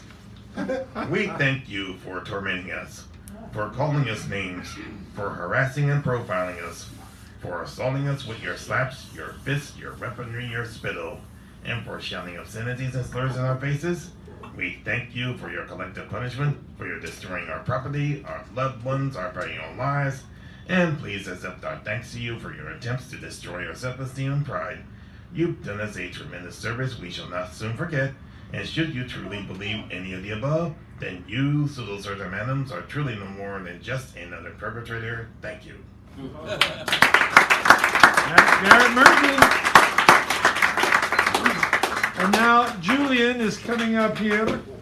Is it Julian? Yeah. Good. All right. There we go. All right. All right. So, I probably should have brought a poem about Mayflowers, considering I chose the topic, but I didn't. I wrote this one in a Safeway parking lot yesterday. That's a good place. Yeah. It's in South San Francisco. Yeah. Fun fact, in 1944, Smokey Bear made his first appearance, making him 75 years old this year. So happy birthday, Smokey Bear. This was written for him. Well, it was written and then I found out it was his birthday. Oh, all right, there. It's called Smokey Bear. I see that she's fierce and fearless, but far from invulnerable, freed from weakness, which means that I could never be with her, because I know inside that I in time would only leave her hurt. So I reveal a smirk, leaving contact to a minimum. My eyes avert to try to keep alert. I'm vigilant and on the edge, ready to stomp out any lone spark and the lesser known parts of the Yellowstone parks within our hearts. Because only you can prevent forest fires.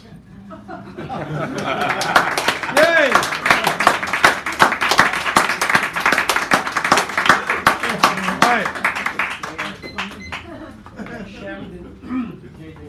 Sham? Oh, he's there. He already got there. I was like looking around for him. So, Should have turned around. This is like the middle part of a much larger poem. If you're here on July 17th, you get to hear the whole thing. That's when you're featured, right? Yes. Okay. So I can take longer. So I'll start in the middle and end in the later middle. This one. Okay, it's kind of serious. So stop laughing. 15 minutes of fame simulates a satiating point of reference. Sufficient significance for any fly-by-night meeting seeker to make their nest in. Gas chamber heat clocked eternal cinder slumbers in mind-numbing, soul-searing numbers. Early in and last to leave, easy-bake furnace maintenance worker said, just doing my job as he clocked out from another graveyard shift. Somebody's got to tend these fires, work those extra hours, make that overtime pay. Why not me? Genocide, the new quotidian humdrum beat with a mushroom cloud alarm clock. Front parlor pushed past the threshold, out into the street, professionalized. Birth and death reallocated to hospitals and funeral homes, relegated to the edges of awareness left to fester unattended as we learn to feel a little more anxious and disgusted by all the gory details of childbirth. Let the doctors drug us up and cut us, bottle feed our babies formula for our convenience, Similac children living in the simulacra. And death, not just to fear it, but resent it with a vengeance, like we ought to be able to stave it off and live forever or some such nonsense. Duped by psychological fear-desire ad campaigns, we hand over our miraculous beginnings and sacred endings, transmogrified, squeaky clean, sold back to us repackaged, indispensable services we never knew we needed. Next on the agenda, the living room takeover. Domesticity rebranded and repurposed, a fabulous Technicolor makeover. TV sets, TV dinners, and bright orange tang, the drink of the astronauts and teenagers, troubled youth. Rebels without causes ad nauseum would never have been plausible before sectionals, hi-fi stereos, family rooms and great rooms, Pop-Tarts, space programs, a car in every driveway, college campus doors open just a little wider, a new chance to be the first in your family with a university degree, a real opportunity to stretch out adolescence, remodel and refurbish internal mental spaces, mold and craft and fabricate the perfect consumer, special, precious, important, and hollow in the center, like an individually wrapped fingerling sponge cake with a big black hole where they put the cream in, a never-ending supply of need to fill, over and over and over and over and over ad infinitum. Now that's some great fucking marketing. We learned to yearn for the flush of freedom we felt from an open sky rolling by on a well-paved stretch of highway, soon clouded over by smog, but we kept driving anyway to catch that rush of wind in our faces from behind the wheel of a large automobile, careening recklessly down crumbly roadways into the jammed-up gridlock of the present and wondering how we ever got here in the first place. Keep the Manichaean machinations churning. The elemental extraction contraptions keep them pumping, bumping and scraping all the fracking crude they can to the last drop, and all the metals, precious, semi-precious or not, it doesn't really matter, does it? As long as we keep pulling this shit out of the ground, we can still get this easy money, they chortle giddily, gleeful fist bumps and ass slaps all around. Complicit, in agreement with their greedy logic, not to get while the getting is good would just be stupid. Guns, gas, gold, minerals, coal, diamonds soaked in blood, from the Fertile Crescent to Africa to the South Pacific to Alaska to the Appalachians, and with a little more snow melt to beyond the Arctic Circle, jerks with their O faces on full tilt, pushing it into the hilt, squeezing out every last iota of exploitable materia prima, going nuts, busting through the ceilings of the quota packages, a lewd concoction for a post-apocalyptic cocktail glass filled to the rim. To be continued. Thank you. Woo! That's Shem. Oh my God. Oh my God. JJ and then Gavin. Gavin, take the on-deck chair.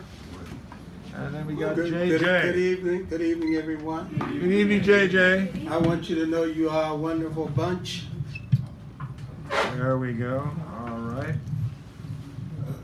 Not only that, but life runs on two vides, and you are the noble race, okay?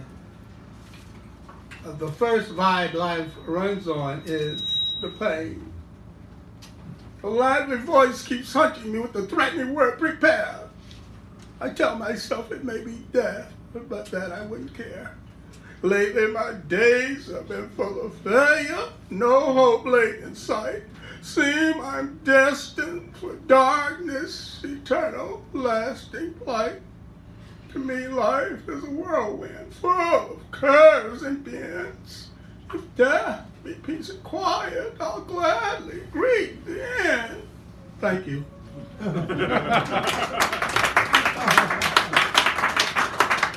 No, that's the first vibe. But here's the second vibe.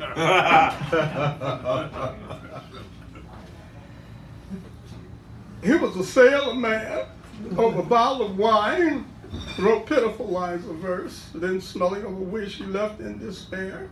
His madness with you I will share. The piece is called Lioness of Verse. It was she who done it. Maya Angelou broke my heart in little bitty pieces. Left my feelings smashed on the rocks, buried in the sea. It was she who done it. Maya Angelou, queen of the poets, whose waistline is wider than 2 continents, has seduced me, targeted me on television, then drove me to confess on Facebook the details of our love affair. She puffed up my mind with drive-in promises of popcorn and ice cream. It was she who done it, kept me awake at night, massaging my thoughts with "Here Comes the Bride" love songs. Pirate Ocean course, she controls, lashing the coast from Africa to America unabated. Over those blue skies and amber waves, I sent loving emails singing praises to my love queen, thinking ahead to Newbertos.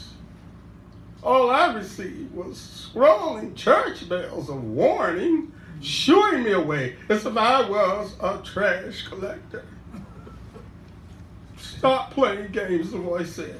Never ever will you kiss Maya lips. Never ever will you see the pearls in her eyes.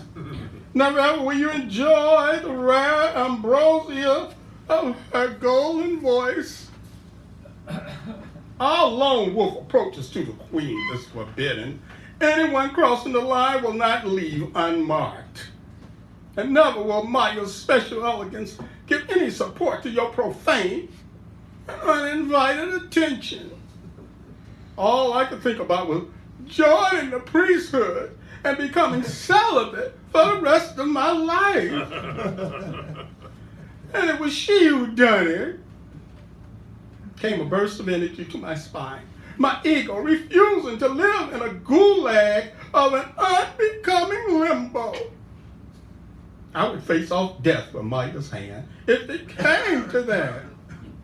Standing on the beach, to the love queen in waiting, my inquiry continued. Yo, Maya, what do you do when you are alone? I direct port-bound pilots, fool. But by what route? By what contrivance do you pump up my sweater to imagine pulling a galley such as yours? Those humongous hips below torching my desire, setting me on fire. For what aim? For what benefits could possibly remain? Certainly not 40 wagon loads of Maya's plum pudding. Surely your reserves will keep undiminished.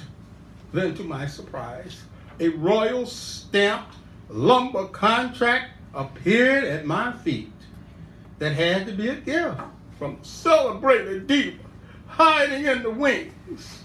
The lioness of verse had finally roared, if only in my dreams. Thank you. Thank you.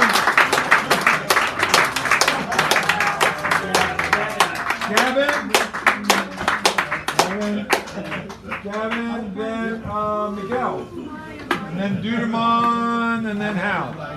We are closing in on the penultimate, ultimacies.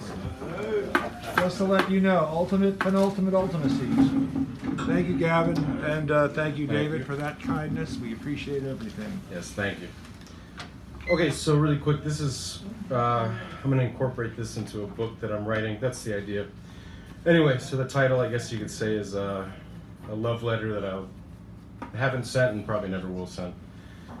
I thought more feeling existed between us, and to just cast me aside with a quick phone call was disgusting. I know I'm not as open-minded and well-adjusted as you and your family, but I feel that you could have still have been more honest with me, considering we had spent a lot of time together. I was open and honest with you from the beginning. I considered you an intelligent and sensitive person, and so I shared not just the light side of myself, but the ugly and less understood parts as well, in the hopes that love and curiosity were strong enough to endure the scars on our souls that we have no choice but to carry with us. I was more than willing to accept your weaknesses and shortcomings. I cherished them, not as things meant to be excised, but as happy tasks that were yet to be completed. I wanted us to help each other. I understand now that you are just a girl, ruled by emotion and desire, and above all, security. And you are not a free spirit as you may think of yourself, but you are normal, very normal, and confined, and bound to resources and routine. I believed between us that there was something that hovered above this world, this material world, but I was wrong, and I hate myself for my faith and zeal for a world together,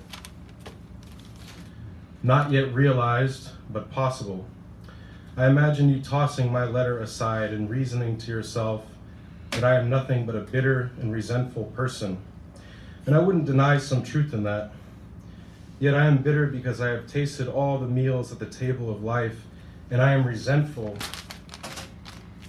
because I, like a child, have innocently extended my hand to the beast of life and have been bitten by it many times. So go ahead and laugh at my sincerity, but God sees everything, beyond the smiles and pointless little dinners, and beneath the right little opinions you may or may not entertain at social gatherings. Those little fibers in the spiritual world that envelops ours sense right from wrong and truth from lie. And it smiles upon the man who curses the world, but who moves forward with the knowledge that jades him, in spite of it, with a big heart. More so than the woman who wears an outdated and regal smile, a smile of power and nature, and not one of grace and mercy. The spirit of the universe does not care if someone is Catholic or Hindu or Buddhist. It cares that you seek the truth and know the truth, and love in spite of what you understand, and not because of your innocence and willful ignorance. Forgive me for trying to understand this world, and I do not find bliss in ignorance, although my life would be much easier if I did. I hope you find what you're looking for. Keep searching for happiness, and I can assure you that you will never find it.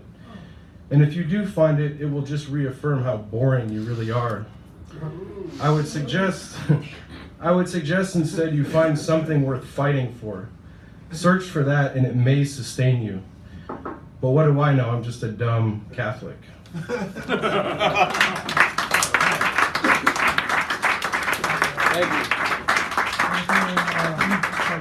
Julian? Miguel, sorry. Julian twice. I mixed up the names twice. Damn it. Brag, No, I make mistakes, and he's very patient with me. He's like, he could have been mad. Well, don't expect it from the rest of us. Yes, we know that. But It's go ahead. Can I carry? Yeah. I was going to say something, but I'd rather ignore myself. I've already made mistakes. It's a great segue what you just read. This was from 2016. I was more judgmental then. Oh, how I envy you some days. Your shoulders have never felt the weight of the world's worries. I sometimes envy your sheltered understanding of reality. You are untarnished by pain. You are unjaded by betrayal. Devoid of doubt, for you've never felt loss. A life driven by a shallow cause. You are blinded by foolish pride. You are sure-footed, sadly short-sighted. You are intelligent, shrouded by ignorance. You are kind, driven by selfishness. I envy you some days, my fellow soul. I envy you for your subjective morality. I envy you for you are unburdened by wit.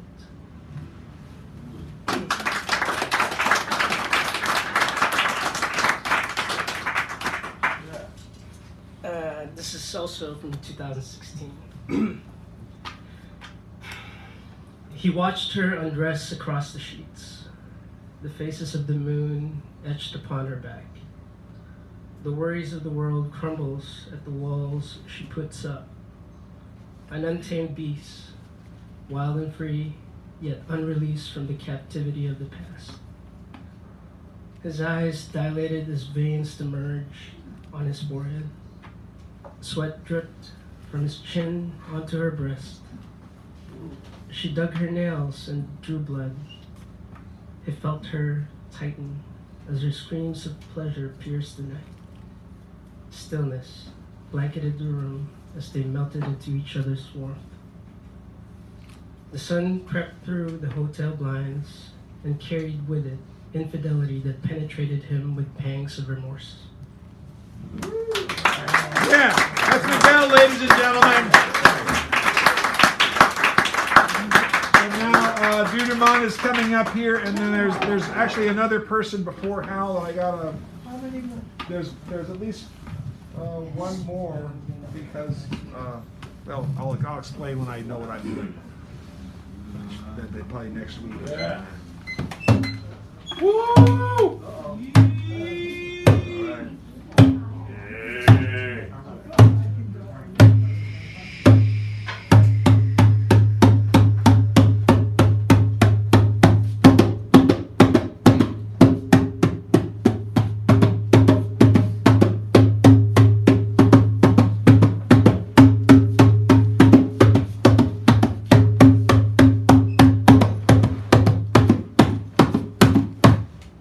Woodchuck.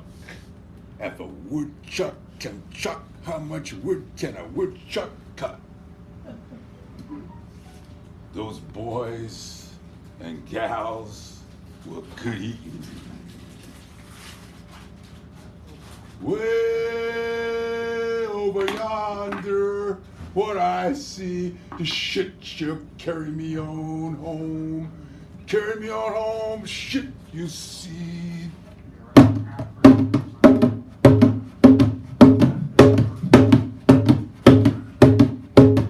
We would go around the camp. They're coming. They should land at Botany Bay. Good eating that year.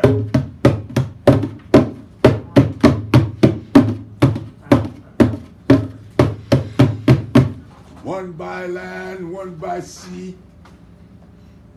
America, good eating unto me.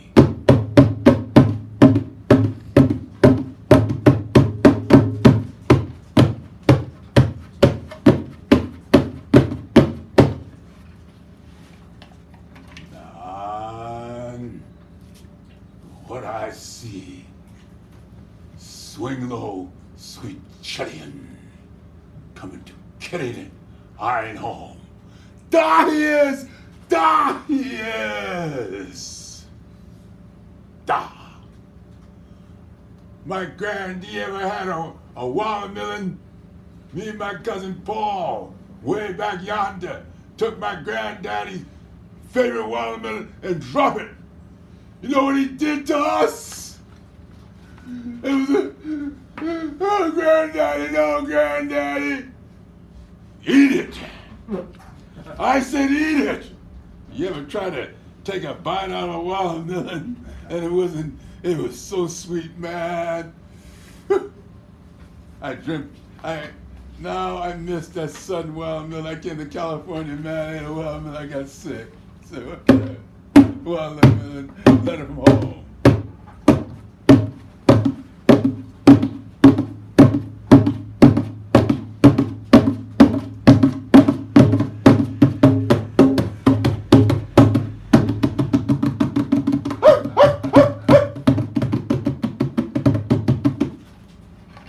The year when we landed at Botany, they drove us off the ship, and they says, "Here come those crackers." And we said, "What do you mean, cracking of the whip?" They drove us down through the swamp. Cracker means Seminole word, cracking of the whip on their own people. The first to run away was an indention. The first with a yoke was an indention.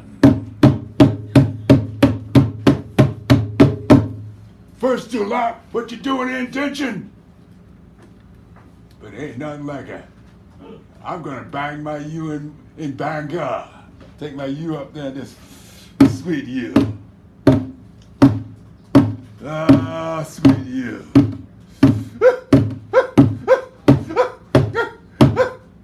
They said, "Why ain't your sheep nervous when you walk by?" I said, "A Hinterman intuition you see in Bangor."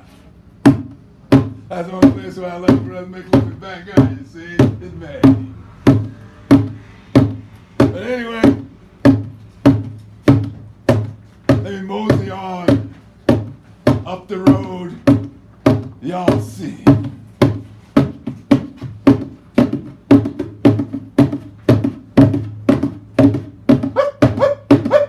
Right there, guy. Easy. Shh, don't tell nobody I've been here. Because if I don't make it back before time, Master wouldn't know how to read.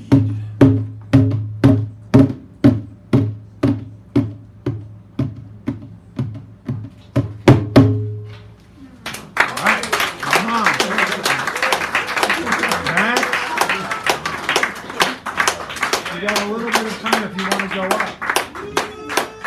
Max. Yes. Did you want to do? I mean, because you didn't sign up, but we got like a couple of minutes, and there might be someone else that didn't say anything. So we have a few minutes. So if you haven't gone up and want to, maybe something really short. Let me know right now.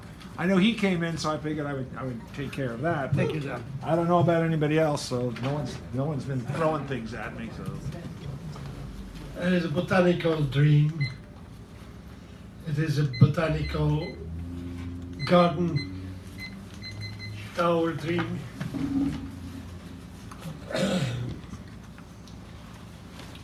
A garden tower is for me is food for the people, for everybody. Not only the restaurants for all the wealthy people, but also for the people in need, the people that are down on the knees. So the garden tower is a fantasy that is a reality. In Fairfax is a beautiful property, and we are changing the property in a healing center, in a meditation center. So we have garden towers, now vertical growing towers, totally organic with worm farm and the best earth and minerals, and we grow herbs, healing herbs, teas, the best food. So we go to the mountain in Fairfax and we meditate and we pick our herbs, and we, by solar heated small panels, we make our tea with our healing teas. So this is a new creation of reality, a new creation of health. And everybody can make his own garden tower. We have the molds, you pour them, in one day you make a garden tower. Strong, made out ceramicrete. throw for a whole your life for no dollars. The cost is perhaps $100 for a garden tower. You have just to do it yourself. We teach you. And we will spread it out to the world. And hunger will stop. Thank you. Thank you so much, Max. And, thank you very much. Now we have someone else who we have. Is this your first time here? Oh, you've been here before, so she knows. Nice round of applause, please. Woo-hoo! And then we're going to take care of the door prize and everything else under the sun. Welcome back. I'm sorry I forgot. Oh man, I hate being up here. No, well, yeah, I will verify. I will tell you.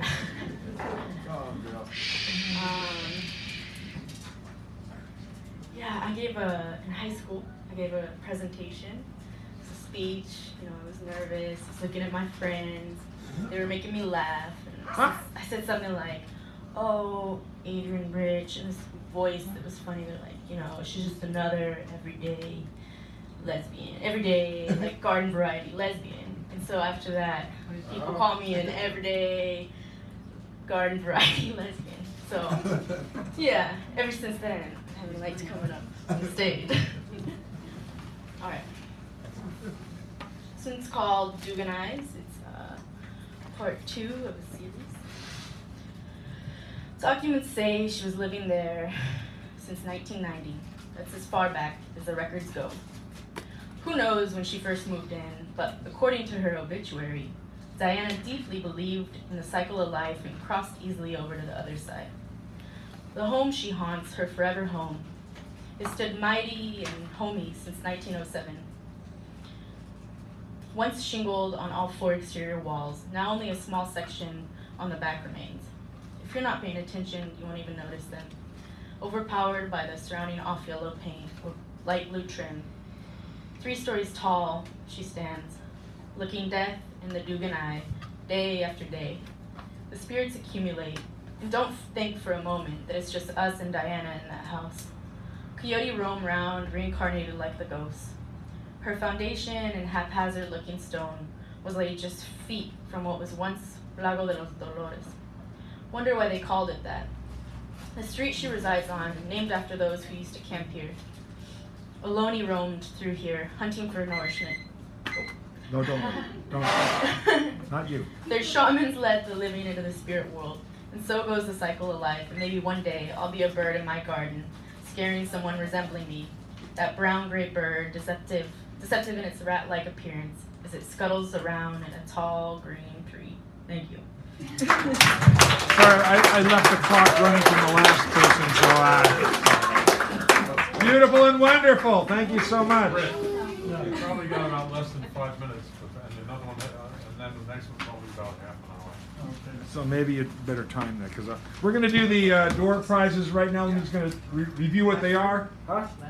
Oh, Hal! Sorry, Hal. Hal! See, this is why I have a person who reminds me of everything I'm supposed to do.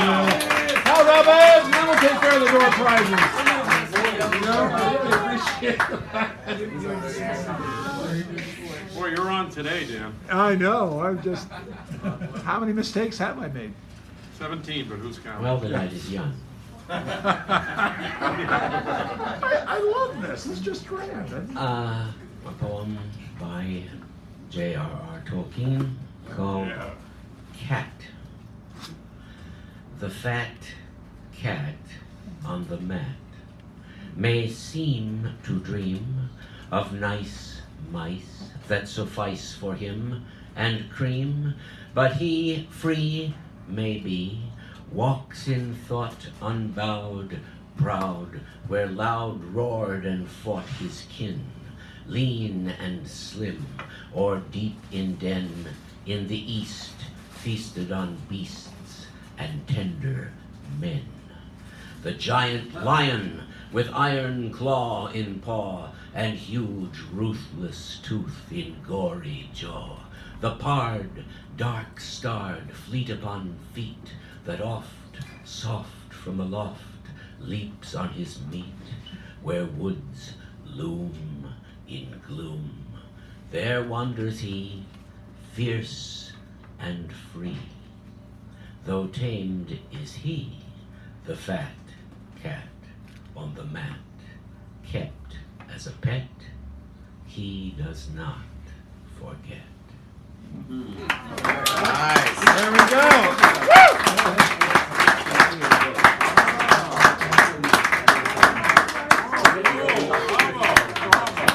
So, do you need to catch the bus to catch Bart? It's okay. All right, okay.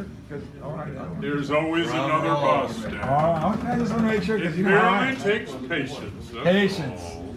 That's my doctor says. It just takes Yes, patience. I'm a patient too, Dan. Don't you So, understand? if you ever wanted to know about the trails, the main trails that we're heading from over the course of the this is Chimney Rock, by the way, one of those famous landmarks. Yeah. And there's nice pictures, I guess, historical stories and notes and stuff like that, found on the sidewalk. No mold. Could you put that to music, please? Found on the sidewalk. Found on the sidewalk. Oh, I'm sorry. Sierra I'm sorry. Magazine, in case you want to know why everybody needs beauty. Science says this. You need beauty. Also, if you want to know the latest in genetic research, they say that the DNA molecule is, quote, musical, unquote. So the subject tonight is Love by Hafiz. This is Flight of the Conchords, humorous music from Australia, right? New Zealand. New Zealand, that's close. The Kenyan Review, a beautiful setup. This is the newest and latest edition, so just let you know about that. Then there is Richard Wright's Eight Men, a famous book of note and merit. And if that doesn't float your boat, like we like to say, you can do The Last Word, as Hal just demonstrated magnificently. The mini feature, which was Tommy this evening, correct? Yeah, Tommy. And then choosing the theme or prompt, which Julian did that last week. And then the keynote, who starts the day off, and then off the co-pilot. I don't have a card for the co-pilot because I lost the co-pilot card. Give him a round of applause. Without him, we wouldn't have that. And so now I have been shuffling the cards obsessively, compulsively.